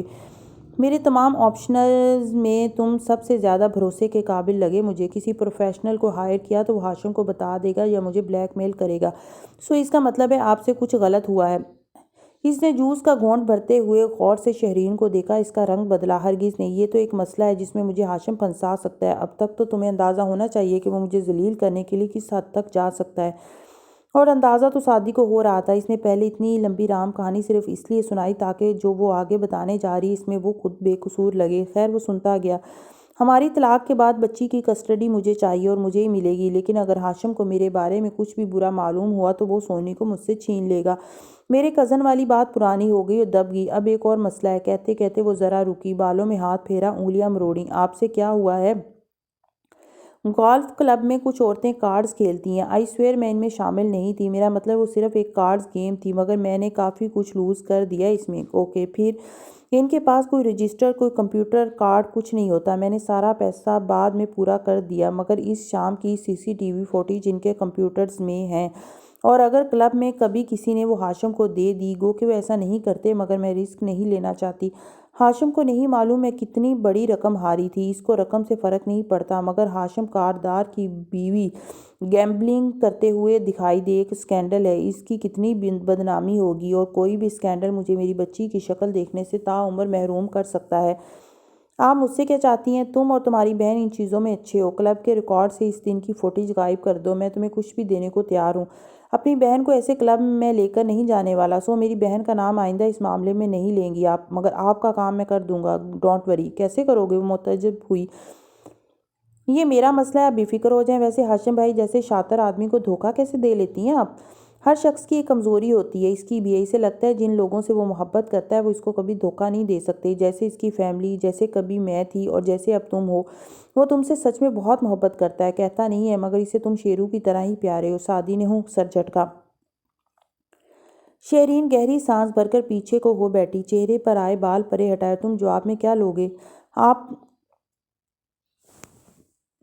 آپ کو ہاشم بھائی سے ان کے تمام ظلم و ستم کا بدلہ لینا ہے نا، تو بس اس وقت کا انتظار کریں جب ہم مل کر یہ کام کریں۔ شہرین نے الجھن سے اسے دیکھا۔ تم تو ہاشم کے دوست ہو، ایسا کیا ہوا تم دونوں کے درمیان؟ وہ مسکراتے ہوئے کرسی دھکیلتا اٹھا۔ آپ کے برعکس میرے آپشنل میں سب سے کم قابل اعتبار آپ ہیں۔ شہرین نے شانے اچکائے اور سعدی کی ہر بات سننے پہ مجبور تھی۔ یہ سرما کی ایسی سرد دوپہر تھی جب ذرا سی دھوپ روح تک کو ٹکور بخشتی۔ ایسے میں عدالت کی عمارت کے گرد کوہر کے دائرے میں دھوپ چھینک کر چوری چھپے داخل ہو گئی تھی، مگر کمرہ عدالت کے اندر شکوک و شبہات نے ہنوز سب دھندلا کر رکھا ہوا تھا۔ جسٹس سکندر بقور وکیل دفاع خلجی صاحب کو بولتے سن رہے تھے، جو کٹہرے میں کھڑی زمر سے سوال کر رہے تھے۔ سامنے حاضرین کی چند کرسیاں رکھی تھیں، بامشکل 1.5 قطار بھر کرسیاں، جو اس ٹی وی اور فلم سے یکسر مختلف اور بدصورت کورٹ روم کو مزید بدنما دکھا رہی تھیں۔ کمرے سے باہر کچہری میں پھرتے بھانت بھانت کے لوگوں کا شور یہاں تک سنائی دے رہا تھا، مگر وہ سب زمر کو سن رہے تھے۔ سعدی خاموشی سے اور فارس ناگواری سے، دونوں ساتھ ساتھ بیٹھے تھے۔ فارس کی تیوری چڑھی تھی، آنکھوں میں زمر کو دیکھتے دبا دبا غصہ تھا۔ سفید کرتے کے کف کلائی پہ موڑ رکھے تھے اور بال پونی میں بندھے تھے، البتہ سعدی بالکل چپ چاپ تھا، ریشم بننے کے بعد کا نرم مگر بے لچک سا زمر بھی اتنی بے لچک لگ رہی تھی، سفید لمبی قمیض، اوپر بلیک منی کوٹ، دوپٹہ شانوں پہ اور اعتماد سے اٹھی گردن، وہ زمر ہی لگ رہی تھی اور صرف خلجی صاحب کو دیکھ رہی تھی۔ آپ دیکھ چکی ہیں کہ کس طرح ابھی ایک ایکسپرٹ ماہر گواہ نے یہ ثابت کر کے دکھایا ہے کہ اس ریکارڈنگ میں موجود فارس غازی کی آواز اصلی نہیں ہے۔ الفاظ وہی ہیں جو میں نے سنے تھے۔ ریکارڈنگ کے بارے میں عدالت درست فیصلہ کر سکتی ہے۔ ہو سکتا ہے ریکارڈنگ سے اصل آواز نکال کر جعلی ڈالی گئی ہو تاکہ عدالت میں اپنی مرضی کی بات ثابت کی جا سکے۔ آفٹر آل اس ریکارڈنگ کا سورس غیر تصدیق شدہ ہے۔ ذرا سے شانے اچکائے، یہ فیصلہ عدالت پہ چھوڑ دیا جائے تو بہتر ہے۔ خلجی صاحب نے اس کو بے اختیار ٹوکا، پھر کٹہرے کے مزید قریب آئے۔ کیا آپ اب بھی اپنے بیان پہ قائم ہیں؟ جس طرح ہوا، جو میں نے سنا، میں نے کورٹ اور پولیس کو بتا دیا۔ فیصلہ کرنا میرا کام نہیں ہے۔ وہ بے تاثر اور مطمئن کھڑی تھی۔ اور جب آپ نے سن لیا تھا کہ ایک شخص آپ کو قتل کرنے جا رہا ہے تو آپ بھاگی کیوں نہیں؟ وہ میرا اسٹوڈنٹ تھا، میرا رشتہ دار تھا، مجھے یقین تھا کہ وہ مجھے نہیں مارے گا۔ میں اسے خالی دھمکی سمجھی تھی، مگر بعد میں آپ کو یقین آ گیا۔ مجھے 3 گولیاں لگی تھیں، میرے سامنے ایک لڑکی قتل ہوئی، کیا یقین نہیں آنا چاہیے تھا؟ وہ پرسکون ٹھنڈے انداز میں جواب دے رہی تھی۔ یعنی آپ مانتی ہیں کہ آپ نے اس وقت گولی مارنے والے کی بات کو غلط جج کیا اور نہ بھاگ کر غلطی کی؟ بھاگ کر کہاں جاتی؟ سارا ریسٹورنٹ تو اوپن تھا اور اس کے پاس سنائپر گن تھی۔ ایک کاٹ دار نظر سامنے بیٹھے فارس پہ ڈالی، وہ اسے ہی دیکھ رہا تھا چبھتی ہوئی نظروں سے، اور واپس خلجی صاحب کو دیکھا۔ اس نے ایک ایسی جگہ منتخب کی جہاں بھاگنے کا کوئی فائدہ نہ تھا۔ خلجی صاحب نے ہاتھ میں پکڑے کاغذات پہ نظر ڈالی، پھر سر اٹھا کر اسے دیکھا۔ زمر صاحب، آپ کب سے پراسیکیوٹر ہیں؟ میرا خیال ہے آپ کے کاغذ اور دماغ دونوں میں تاریخ درج ہوگی۔ بہرحال 3.5 سال سے۔ میں آپ سے درخواست کروں گا کہ اپنے جوابات کو مختصر رکھیے۔ پھر آپ کو چاہیے کہ آپ مجھ سے ڈبل کویسچنز نہ پوچھیں، یعنی کہ کیا، کیوں، کب، کہاں والے سوالات۔ خلجی صاحب نے اصل لیے بنا کاغذات کو پھر سے دیکھا۔ 2 انگلیوں سے کان کی لو مسلتا فارس آنکھیں سکیڑے اسے دیکھ رہا تھا۔ کیا یہ درست ہے کہ آپ اپنے جونیئرز میں ایک سخت گیر پراسیکیوٹر کے طور پہ مشہور ہیں؟ بالکل۔ اور کیسا ہونا چاہیے پراسیکیوٹر کو؟ اس نے گردن کڑائی، وہ فارس کو نہیں دیکھ رہی تھی۔ زمر صاحبہ، آپ جانتی ہیں کہ جب تک جرم ثابت نہ ہو جائے، قانون کے تحت ہم فارس غازی کو مجرم نہیں کہہ سکتے، گو کہ آپ اسے مجرم ہی خیال کرتی ہیں۔ بالکل۔ سر اس بات میں ہلایا۔ فارس نے سر جھٹکا۔ اور زمر، جب آپ کسی کو پراسیکیوٹ کرتی ہیں تو اس کو مجرم گردان کر ہی ایسا کرتی ہیں، درست؟ ثبوت اور شواہد اس کے خلاف ہوں تو ہاں۔ وہ ٹھنڈی اور پرسکون تھی۔ میں آپ سے پھر درخواست کروں گا کہ اپنے جوابات کو ہاں یا نہ تک محدود رکھیں، یہ سوال پہ منحصر ہے۔ خلجی صاحب نے ضبط سے گہری سانس لی، پھر اس کے سامنے آ کھڑے ہوئے۔ کمرہ عدالت میں سناٹا چھایا تھا۔ پچھلے 3.5 سال میں آپ کے پراسیکیوٹ کیے گئے کیسز میں سے قتل کے 16 مقدمات ایسے ہیں جن کے فیصلے آ چکے ہیں؟ جی۔ اور ان میں سے 7 فیصلے دفاع کے حق میں ہیں، یعنی کہ 16 دفعہ آپ نے کہا کہ یہ شخص قاتل ہے، 9 دفعہ عدالت نے کہا کہ ہاں یہ قاتل ہے، مگر 7 دفعہ عدالت نے کہا یہ قاتل نہیں ہے۔ 7 دفعہ شواہد اور گواہیاں اتنی مضبوط تھیں کہ فیصلہ وہ تصحیح کرنے لگی، مگر ہاں یا نہیں؟ زمر صاحبہ، قدرے بلند آواز سے یاد دہانی کروائی۔ زمر نے گہری سانس لی۔ جی ہاں۔ یعنی کہ 7 دفعہ آپ غلط ثابت ہوئیں۔ 16 میں 7 انگلیوں پہ گنا، تقریباً 50% تناسب نکلتا ہے۔ یعنی آپ نے 7 لوگوں کو پھانسی کی طرف لے جانا چاہا، مگر عدالت نے انہیں بے گناہ قرار دے دیا۔ اس تناسب سے آپ جتنے لوگوں کو قصوروار ٹھہراتی ہیں، ان میں سے آدھے تو بے گناہ نکلتے ہیں۔ زمر کے ابرو تن گیا اور فارس کے تنے اعصاب ڈھیلے ہوئے۔ ہم سب جانتے ہیں کہ آپ الفاظ کے ہیر پھیر سے کام لے رہے ہیں، ورنہ ایسے نہیں ہوتا۔ وہ چٹک کر بولی۔ سعدی اپنے جوتوں کو دیکھ رہا تھا۔ فارس نے بے چینی سے پہلو بدلا، ناگواری سے خلجی صاحب کو دیکھا۔ زمر صاحبہ، کیا یہ درست نہیں کہ آپ پراسیکیوشن آفس میں بیٹھ کر دفاع کی جانب سے کان بالکل بند کر لیتی ہیں، اور ایک دفعہ کسی کو مجرم گردان لیتی ہیں تو یہ ثابت کرنے کے لیے آخری حد تک جاتی ہیں؟ میں بغیر وجہ یہ ثبوت کے کسی کو مجرم نہیں گردانتی۔ چبا چبا کر سلگتی نظروں سے انہیں دیکھ کر بولی۔ سامنے کھڑے خلجی صاحب نے سوات میں سر ہلایا، پھر اپنے ہاتھ میں پکڑے کاغذ دیکھے۔ کیا یہ درست ہے کہ وارث غازی قتل سے چند روز قبل آپ نے ایک موک ٹرائل میں حصہ لیا تھا، سرکار بنام ہیری پوٹر؟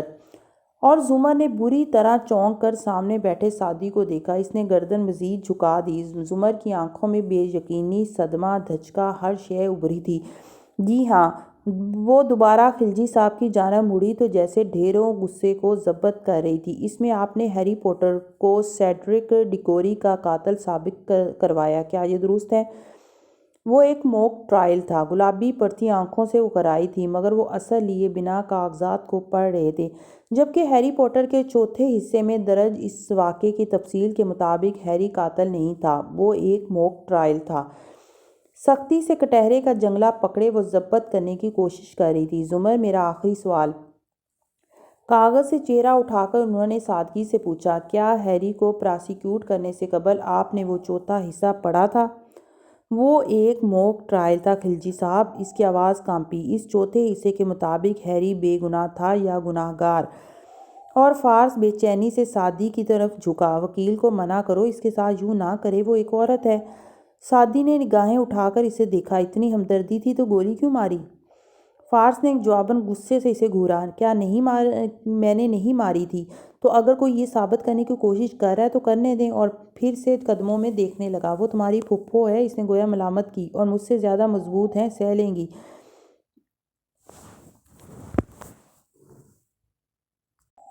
اور خلجی صاحب کہہ رہے تھے، میں آپ سے ایک سادہ سی بات پوچھ رہا ہوں۔ ہیری پوٹر کی چوتھی کتاب کے تحت ہیری پوٹر، جس کو آپ نے سزا دلوائی تھی، گناہ گار تھا یا بے گناہ؟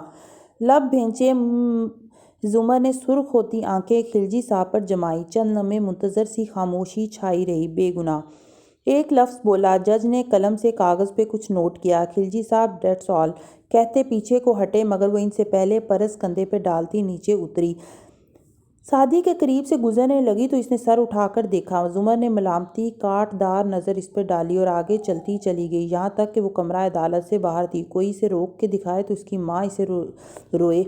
راہداری میں چلتے ہوئے اس کا چہرہ احساس توہین سے سرخ پڑ رہا تھا۔ بار بار وہ کنپٹی مسلتی، سر درد سے پھٹ رہا تھا۔ واپس اپنے آفس آئی اور اندر جو بھی بیٹھا تھا اس کو باہر جاؤ فوراً کہہ کر بھیجا اور کرسی پہ گر سی گئی۔ آنکھیں گلابی پڑ رہی تھیں، سر درد الگ۔ پتہ نہیں کتنی دیر وہ ادھر بیٹھی رہی، پھر پرس اور چابیاں اٹھا کر باہر نکلی۔ راہداری میں ابھی آگے آئی ہی تھی کہ سامنے سے دو اہلکار ہتھکڑی لگے فارس کو لے کر آ رہے تھے۔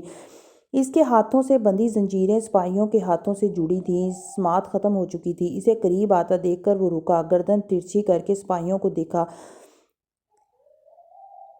نظر اسلام، تمہاری بیوی کا نام رخسانہ ہے، 4 بچے ہیں تمہارے، سیٹلائٹ ٹاؤن کے پاس گھر ہے تمہارا۔ اگر تم نے مجھے پراسیکیوٹر سے بات کرنے سے روکا تو یاد رکھنا، جس دن چھوٹوں گا سب سے پہلے تمہارے گھر جاؤں گا۔ ایک کاٹ دار نظر اہلکار پر ڈالی جو بے بسی سے خشک لبوں پہ زبان پھیر کر رہ گیا۔ وہ چلتی ہوئی قریب آ رہی تھی، اسے دیکھا تو رخ پھیر کر نکلنے لگی، مگر آپ نے کہا آپ میرے ساتھ کھڑی ہوں گی، میری وکیل بنے گی۔ زمر رکی، چونک کر اسے دیکھا۔ وہ وسط راہداری میں ہتھکڑیوں میں کھڑا بہت ضبط سے اسے دیکھتے کہہ رہا تھا، اس ریکارڈنگ میں آپ نے کہا آپ میرا ساتھ دیں گی، حالانکہ آپ کو بتایا جا رہا تھا کہ میں نے وارث کو مارا ہے۔ وہ چند قدم مزید قریب آیا، دونوں اہلکار ساتھ کھینچے آئے۔ راہداری میں گزرتے لوگ رک کر دیکھنے لگے۔ زمر لب بھینچے کھڑی اسے دیکھتی رہی۔ اس کا دل زور زور سے دھڑک رہا تھا اور سانس تیز ہو رہی تھی۔ وہ 2 قدم مزید آگے آیا، انہی غصے بھری آنکھوں سے اسے دیکھتا بولا، بھائی کو مارا تو خیر تھی، بات سننے کو تیار تھیں آپ، مگر آپ کو مارا تو اصول بدل گئے ہاں؟ وہ چبھتی ہوئی نظروں سے اسے دیکھے گئی، پہلو میں گرے ہاتھ سے پرس کو زور سے بھینچا، ضبط سا ضبط تھا۔ آپ نے کہا ادھر کٹہرے میں، ہتھکڑی والے ہاتھ سے کمرہ عدالت کی طرف اشارہ کیا، میری جگہ کوئی بھی ہوتا تو یہی کرتا، سچ کہا، مگر آپ کوئی نہیں تھیں، آپ زمر تھیں۔ انگلی اٹھا کر پیچھے ہٹتے اس نے غصے اور درد سے بھری آنکھوں سے اسے دیکھا، آپ سے کم از کم آپ سے مجھے امید تھی کہ آپ مجھے سنیں گی، مگر آپ نے سب سے پہلے میری امید توڑی۔ اور وہ پیچھے ہٹتا گیا۔ میں بے گناہ تھا میڈم زمر، میں بے گناہ تھا۔ غصے کی جگہ ان آنکھوں میں دکھ بھر آیا اور وہ پھر پیچھے ہٹ گیا، یہاں تک کہ وہ لوگ اسے لیے مڑ گئے، مگر اس کی آنکھیں وہ ہر جگہ نقش تھیں۔ زمر نے ادھر ادھر دیکھا، ہر بندہ رک کر جیسے اسے دیکھ رہا تھا، اور ہر شخص کے چہرے پہ اسے وہی آنکھیں چسپاں نظر آ رہی تھیں۔ وہ تیز تیز چلتی دوسری سمت بڑھنے لگی، اس کا سانس اب بھی بے ترتیب تھا اور آنکھوں کا گلابی پن بڑھتا جا رہا تھا۔ گھر آ کر اس نے ابا صداقت کسی سے کوئی بات نہیں کی، کھانا بھی نہیں کھایا، کمرے میں بند ہو گئی، ڈاکٹر کی اپائنٹمنٹ پہ بھی نہیں گئی، بس بستر پہ چت لیٹی چھت کو دیکھتی رہی۔ پھر شام ڈھلے اسٹڈی ٹیبل پہ آ بیٹھی اور کچھ فائلز کو پڑھتی رہی۔ رات دیر تک اس کے کمرے کا یہی منظر رہا، کب سر فائل پہ رکھے وہ سو گئی اسے پتہ بھی نہیں چلا۔ رات کا وہ دوسرا پہر تھا شاید جب اس کی آنکھ کھلی، وہ ایک دم اٹھ بیٹھی، کمرے میں اندھیرا تھا، لیمپ جل جانے کب بجھ گیا، شاید بجلی چلی گئی تھی۔ وہ بال لپیٹتی بتی جلائی یو پی ایس نے کمرہ روشن کیا۔ وہ قدم قدم چلتی شیلف تک آ رکی۔ وہاں سیاہ جلد والی موٹی موٹی قانون کی کتابیں رکھی تھیں۔ زمر نے ہاتھ اٹھا کر ان کو چھوا، آنکھوں میں کرب ابھرا۔ پھر وہ مزید دائیں جانب آئی۔ یہاں الماری تھی۔ اس نے پٹ کھولا۔ جوتوں والے خانے میں ایک ڈبہ رکھا تھا جس میں چند ایک تراشے اور کاغذ پڑے تھے۔ یہ 2.5 سال قبل اس نے جمع کیے تھے، پھر چھوڑ دیے۔ یہ تکلیف دیتے تھے اور وہ تکلیف سے بچنا چاہتی تھی، پھر بھی بچ نہیں پاتی تھی۔ مگر جو تکلیف، ہتک، ذلت آج اٹھانی پڑی تھی بھری عدالت میں، اس نے ڈبے کو چھوئے بنا الماری بند کر دی اور باہر نکل آئی۔ گھر ویران، اندھیر پڑا تھا اور سرد بھی۔ وہ باہر لان میں آ گئی، برآمدے کے سٹیپ پر بیٹھی، ایک گال گھٹنوں پہ رکھے دور گھاس اور پودوں کو تکتی، خاموش بیٹھی رہی۔ لمحے چپ چاپ کٹتے رہے، پھسلتے رہے، یہاں تک کہ فجر اترنے لگی۔ تب زمر اٹھی اور لان کے کنارے تک آئی۔ یہاں پودوں کو پانی دینے کے لیے ٹونٹی لگی تھی۔ اس نے وہی کھولی، ٹھنڈے یک پانی سے وضو کیا اور وہیں گھاس پہ کھڑے نماز کی نیت باندھ لی۔ آخری سجدے کے بعد اتحیات پڑھ لیا اور سلام پھیرا تو دعا کے لیے ہاتھ اٹھائے مگر پھر گرا دیے۔ چپ چاپ سجدے کی جگہ کے گھاس کو دیکھتی رہی، اس پہ انگلی پھیرتی رہی۔ سخت سردی میں بغیر سویٹر کے وہ کتنی دیر وہاں بیٹھی رہی۔ وہ رات اس حوالاتی کوٹری میں بھی آنکھوں میں کاٹی گئی تھی۔ وہ ذرا سا کونا جہاں برآمدے کی بتی کی مدھم روشنی گرتی تھی، آج فارس ادھر نہیں لیٹا تھا۔ وہ دوسری دیوار کے ساتھ بیٹھا تھا، اکڑوں سر دیوار سے ٹکائے، آنکھوں کی پتلیاں سکوڑے دور سلاخوں کے پار دیکھ رہا تھا۔ باہر فجر ابھی تک تازہ تھی، پہرے دار ٹہل رہے تھے، باتیں کر رہے تھے۔ چند ایک کوٹریوں میں سے آوازیں بھی سنائی دے رہی تھیں۔ احمد جمائی لیتا، آنکھیں مسلتا اٹھ بیٹھا، پھر ادھر ادھر دیکھا۔ غازی بھائی ادھر کیوں بیٹھے ہو، سوئے نہیں کیا؟ ہوں۔ وہ باہر دیکھتا رہا، یقیناً وہ کچھ سوچ رہا تھا۔ احمد لبوں پہ ہاتھ رکھ کر جمائی روکتا سیدھا ہو کر بیٹھا۔ فارس اس سے چند قدم ہی دور تھا۔ کیا بات ہے، نماز نہیں پڑھی؟ پڑھ لی۔ اس نماز کا کیا فائدہ جس کے آخر میں کوئی دعا ہی نہ مانگی جائے؟ 4 سجدے کیے اور اٹھ گیا۔ پھر وہ خود ہی ہنسا، مگر جب فارس نے کہکے کا جواب نہیں دیا تو وہ چپ ہو گیا۔ برے حالوں میں لگ رہے ہو آپ؟ وہ آنکھیں جھپکا کر غور سے اسے دیکھنے لگا، پھر قریب کھسک آیا۔ کیا سوچ رہے ہو؟ اپنے پرزن رائٹس کے بارے میں؟ خلاف معمول فارس بیزار نہیں ہوا، ہلکی سی نفی میں گردن ہلائی۔ پھر کیا چڑیل کے بارے میں؟ کل کورٹ میں پیش ہوئی تھی نا؟ فارس نے اس بات میں سر ہلایا۔ آپ نے بتایا ہی نہیں کل سے کہ کیا ہوا؟ کیا اس نے وہی کہا جو پہلے کہہ چکی تھی یا کچھ نیا تھا اس میں؟ سب پرانا تھا۔ تو اتنے اپسیٹ کیوں ہو؟ عدالت نے 9 مہینے بعد کی تاریخ دی ہے، تکلیف سے کہتے اس نے گردن پھیر کر احمد کو دیکھا جس کے لب اخ میں سکڑے۔ 9 مہینے سٹپنی، 9 مہینے میں ایک پیشی کا انتظار نہیں کر سکتا؟ مگر آج تو سب کچھ آپ کے حق میں گیا تھا نا؟ مجھے بھی یہی لگا، سعدی کو بھی، مگر جب جج نے اگلی تاریخ دی تو میرے وکیل نے بھانپ لیا کہ جج بک چکا ہے۔ تکان سے کہتے اس نے آنکھوں کے درمیان کی ہڈی مس لی۔ اتنے مہینے کے انتظار، حبس کی اتنی راتیں، مگر انصاف کی کوئی امید نہیں؟ احمد نے گردن پھیر کر روشنی والا کونا دیکھا جو آج خالی پڑا تھا۔ مجھے بھی لمبی تاریخ مل گئی ہے، وہ تھوڑی دیر بعد منہ بسورے بولا تو فارس نے چونک کر اسے دیکھا۔ مگر تمہارا وکیل تو ہاشم ہے۔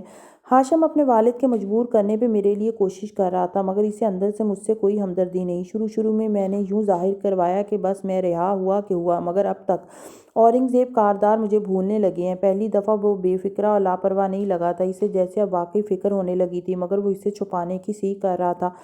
فارس نے کرب سے سر جھٹکا۔ پھر اب آپ کیا کریں گے؟ تم کیا کرو گے بلکہ؟ وہ ایک دم احمد کو دیکھنے لگا۔ بلکہ ہم کیا کریں گے؟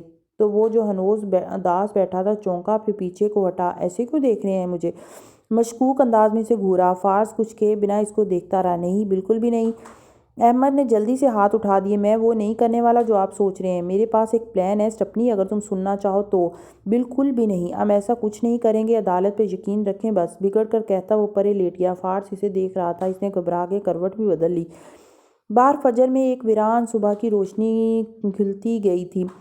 جسٹس مکرم کے چیمبرز میں خاموشی چھائی تھی۔ ہیٹر نے ماحول کو گرم اور خنک کر رکھا تھا۔ زمر سامنے سر جھکائے بیٹھی تھی اور وہ اپنی کرسی پر براجمان اینک کے پیچھے سے اسے دیکھ رہے تھے۔ مجھے پراسیکیوشن آفس سے استعفیٰ دے دینا چاہیے۔ بہت دیر بعد اس نے سر اٹھایا تو آنکھوں میں تکان تھی، گھنگریالی لٹیں دونوں طرف سے گالوں کو چھو رہی تھیں۔ انہوں نے فکرمندی سے اسے دیکھا۔ تمہارے ذہن میں کیا چل رہا ہے زمر؟ یہی کہ میں ایک اچھی پراسیکیوٹر نہیں ہوں، میرے خیالات فکسڈ ہو چکے ہیں اور میں تصویر کا دوسرا رخ دیکھنا چھوڑ چکی ہوں۔ وہ یاسیت بھری آنکھیں ان پر جمائے بدقت ایک ایک لفظ ادا کر پائی۔ جسٹس مکرم نے مایوسی سے نفی میں سر ہلایا۔ سب سے برے مریض ڈاکٹر ہوتے ہیں اور سب سے برے گواہ خود وکیل بنتے ہیں۔ تم نے یہ ثابت کر دیا۔ پھر قدرے آگے کو جھکے مجھے بلکہ پوری کچہری کو معلوم ہے کہ کل تمہارے ساتھ کیا ہوا۔ دفاعی وکیل گواہ کو ڈسکریڈٹ کرنے کے لیے ہر قسم کا ہتھ کنڈا استعمال کرتے ہیں۔ مجھے امید نہیں تھی کہ تم اس وکیل کی بات دل پہ لے لو گی۔ وہ میرے راستے میں آیا اور اس نے میری آنکھوں میں دیکھ کر کہا کہ وہ بے گناہ ہے۔ وہ چونکے۔ کون؟ فارس۔ وہ کہہ کر چپ ہو گئی۔ چند ثانیے کو چیمبرز میں سناٹا چھا گیا۔ کیا اس نے یہ پہلی دفعہ تم سے کہا؟ میں 2.5 برس تک اس سے ملنے سے انکار کرتی رہی، اس لیے نہیں کہ مجھے تکلیف ہوتی ہے، اس لیے بھی نہیں کہ مجھے کوئی ثبوت کیوں نہیں لا کر دیتا۔ یہ وہ بہانے تھے جو میں بناتی تھی، صرف اس لیے کہ مجھے معلوم تھا کہ اگر وہ میرے سامنے آیا اور کہا کہ وہ شرمندہ ہے تو میں اسے معاف کر دوں گی، مگر کل وہ میرے سامنے آیا تو کہا کہ وہ بے گناہ ہے، اور میں نے سن بھی لیا اور کیا مان بھی لیا۔ اس بات پہ زمر نے ٹھنڈی سانس بھری اور گردن جھکا کر اپنے ناخن کھرچنے لگی۔ میں کنفیوزڈ ہو گئی ہوں، جیسا کہ دفاعی وکیلوں کی خواہش ہوتی ہے، اگر کنونس نہ کر سکو تو کنفیوزڈ کر دو۔ وہ قدرے ناراض نظر آنے لگے۔ زمر نے نفی میں گردن ہلائی۔ شاید وہ ٹھیک ہے، میں اپنے غم، بیماری اور ٹراما میں خود غرض ہو گئی ہوں۔ میں نے دوسری طرف کی کہانی سننا چھوڑ دی ہے۔ مجھے اس کی بات سننی چاہیے تھی۔ وہ قاتل تھا یا نہیں؟ مجھے اس سے ملنا چاہیے تھا۔ تمہاری جگہ کوئی دوسرا بھی ہوتا تو یہی کرتا، مگر میں کوئی دوسری عورت نہیں تھی، میں زمر تھی۔ مجھے اپنے جذبات ایک طرف رکھنے چاہیے تھے۔ انہوں نے جواباً اکتا کر ناک سے مکھی اڑائی۔ یہ کتابی باتیں ہیں۔ کوئی بھی انسان اتنا غیر جانبدار نہیں ہو سکتا۔ اگر ایسا ہوتا تو ہمارے دوست وکلا ہم ججوں کے سامنے پیش ہونے سے یہ کہہ کر معذرت نہ کر لیتے کہ یہاں ہم محفوظ نہیں ہیں۔ وکیلوں کے بھی جذبات ہوتے ہیں۔ اور بطور ایک جج آپ کو کیا لگتا ہے سرکار بنام فارس غازی میں مجرم کون ہے؟ وہ بالکل خالی نظروں سے ان کو دیکھتی پوچھ رہی تھی۔ جتنا میں نے اس کیس کے بارے میں سن رکھا ہے، میرا خیال ہے فارس غازی مجرم ہے۔ اینک کے بازو کا کنارہ دانتوں میں دبائے وہ کندھے اچکا کر بولا، کیونکہ ثبوت اس کے خلاف ہے، مگر قانون تو یہ کہتا ہے کہ عدالت کا فیصلہ آنے تک ملزم کو مجرم نہ کہا جائے بلکہ اسے پریزیومڈ انوسنٹ سمجھا جائے۔ وہ بہت تکلیف میں بول رہی تھی۔ یہ درست ہے، اور قانون یہ بھی کہتا ہے کہ اگر ایک طرف ملزم کے خلاف شواہد کا پہاڑ ہو مگر دوسری جانب اتنا ذرا سا انگوٹھا اور انگشت شہادت قریب کر کے بتائے، اتنا ذرا سا بھی شک ہو، تو ہمیں ملزم کو بری کر دینا چاہیے، کیونکہ 100 گناہوں کو بری کر دینا ایک معصوم کو سزا دینے سے بہتر ہے۔ اور پھر وہ خاموش ہو گئی۔ چند لمحے اسی سناٹے میں پھسل گئے۔ میں نے اس کی آنکھوں میں دیکھا اور وہ جھوٹ نہیں بول رہا تھا سر۔ اینک کا ہینڈل چباتے ہوئے انہوں نے ہنکارا بھرا۔ ہوں تو تمہیں کیا ڈر ہے؟ اگر میری وجہ سے ایک بے گناہ آدمی کو سزا ہوئی تو میں زندگی میں کبھی دوبارہ لا نہیں پریکٹس کر سکوں گی۔ جسٹس مکرم آگے کو ہوئے، سوچتے ہوئے اینک کے کنارے سے میز پہ نادیدہ لکیریں کھینچی۔ تو پھر کیا وہ بے گناہ ہے؟ میرے پاس بہت کچھ ہے جو اس کو مجرم ثابت کرتا ہے میری نظروں میں، مگر ان کے پاس ریزنیبل ڈاؤٹ ہے، اور اگر میں ان دونوں کو ان پلڑوں میں رکھوں، میز پر رکھے ڈیکوریشن ترازو کی سمت اشارہ کیا، تو رتی بھر شک کا پلڑا ہمیشہ جھک جائے گا۔ شک کیا ہے؟ وہ آواز جو میں نے سنی وہ جعلی تھی، یہ میرے لیے ماننا بہت مشکل ہے، آپ کے لیے بھی ہوگا، لیکن وہ بے چینی سے آگے کوئی۔ اب 2 باتیں ہیں، اول قاتل فارسی ہے اور یہ آڈیو رد و بدل کے بعد پیش کی گئی ہے، اس لیے وہ لوگ اس کا سورس نہیں بتا رہے۔ دوم، ایک گہری سانس لی، آڈیو اصلی ہے، وہ فارس نہیں تھا، وہ ایک جعلی آواز تھی۔ تمہارا دل کیا کہتا ہے؟ دل سے آخری فتویٰ لیا جاتا ہے، پہلا نہیں۔ مجھے معلوم ہے کہ وہی مجرم ہے، اسی نے کیا یہ سب، لیکن اور یہیں آ کر اس کا پورا وجود کرب میں مبتلا ہو جاتا۔ تمہارے دل میں شک آ گیا ہے؟ زمر نے اس بات میں سر ہلایا۔ تم نے اس کا حل یہ سوچا کہ تم فرار ہو جاؤ؟ استعفیٰ دے کر میں فرار نہیں ہو رہی، میں شاید اس کرسی کی مستحق نہیں ہوں، شاید پراسیکیوشن کی کرسی پہ بیٹھ کے میں دوسرا رخ دیکھنا چھوڑ چکی ہوں۔ جب عدالت میں اس وکیل نے یہ کہا کہ تمہارے اتنے کیسز کے فیصلے تمہارے خلاف آئے تو تم نے اسے سچ کیوں نہیں بتایا؟ اور سچ کیا تھا؟ وہ اداسی سے مسکرائی۔ یہ کہ ان کیسز میں ملزم بری اس لیے ہوئے تھے کہ کبھی گواہ ڈر گئے یا بک گئے، کبھی جج ہمت نہ کر سکے، کبھی ثبوت نہیں تھے، کبھی شک کا فائدہ دیا گیا۔ میں روز کتنے ہی ایسے کیسز میں لوگوں کو بری کرتا ہوں جہاں مجھے معلوم ہوتا ہے کہ یہ ملزم ہی مجرم ہے، مگر میرے سامنے اتنے ثبوت ہی پیش نہیں کیے جاتے جو ان کو جیل میں روک سکیں۔ پراسیکیوٹر کا کام حقائق اور شواہد سامنے لانا ہوتا ہے، اور تم ایک بہترین پراسیکیوٹر ہو زمر۔ پھر گہری سانس لے کر پیچھے ہوئے۔ رہا فارس غازی کا کیس، تو اس کے خلاف اتنے ثبوت ہیں کہ تم نہ گواہی دیتی تب بھی وہ جیل میں ہوتا۔ پھر بھی اگر تمہیں لگتا ہے کہ اس کے بے گناہ ہونے کا ذرا سا بھی چانس ہے تو تم اپنی گواہی واپس لے لو اور جا کر ایک دفعہ اس کی بات سن لو۔ اگر وہ کہے کہ وہ بے گناہ ہے تو یقین مت کرنا، کیونکہ سب ملزم یہی کہتے ہیں، لیکن اگر اس کے علاوہ کوئی اور بات کہے تو دھیان سے سن لینا۔ زمر نے اس بات میں سر ہلایا، اٹھ کھڑی ہوئی۔ تھینک یو سر، میں بہتر محسوس کر رہی ہوں۔ میں اپنی گواہی واپس لے لوں گی، گو کہ مجھے ابھی تک خود پہ یقین ہے، مگر اس کیس سے الگ ہونے کے لیے میں یہ ضرور کروں گی۔ کہتے ہوئے پہلی دفعہ قدرے سکون سے مسکرائی۔ وہ واقعی بہتر محسوس کر رہی تھی۔ جیل کے برآمدے میں معمول کی آوازیں گونج رہی تھیں۔ صحن میں قیدی ادھر ادھر چلتے پھرتے کام کرتے دکھائی دے رہے تھے۔ ایک کونے میں سرما کی دھوپ سے بے نیاز وہ دونوں بھی موجود تھے۔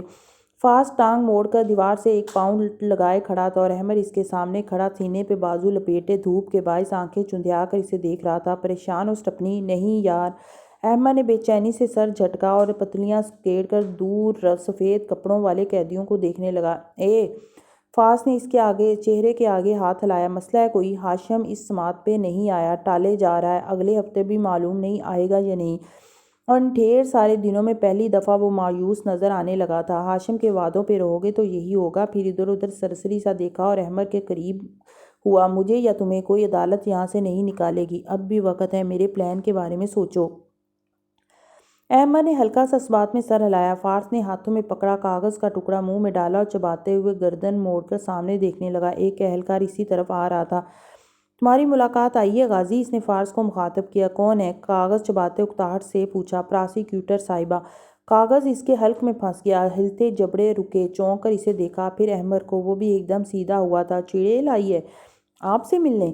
شاک اتنا شدید تھا کہ وہ اسے ٹوک بھی نہ سکا، بس کاغذ منہ سے اگلا اور خاموشی سے سپاہی کے پیچھے ہو لیا۔ جب وہ اس کمرے میں داخل ہوا تو میز کے اس پار کرسی پہ وہ بیٹھی تھی۔ گھنگریالے بال آدھے کیچر میں بندھے تھے، ٹانگ پہ ٹانگ جمائے، شال کندھوں کے گرد، اور بار بار کلائی کی گھڑی دیکھتی آہٹ پہ نظریں اٹھائیں۔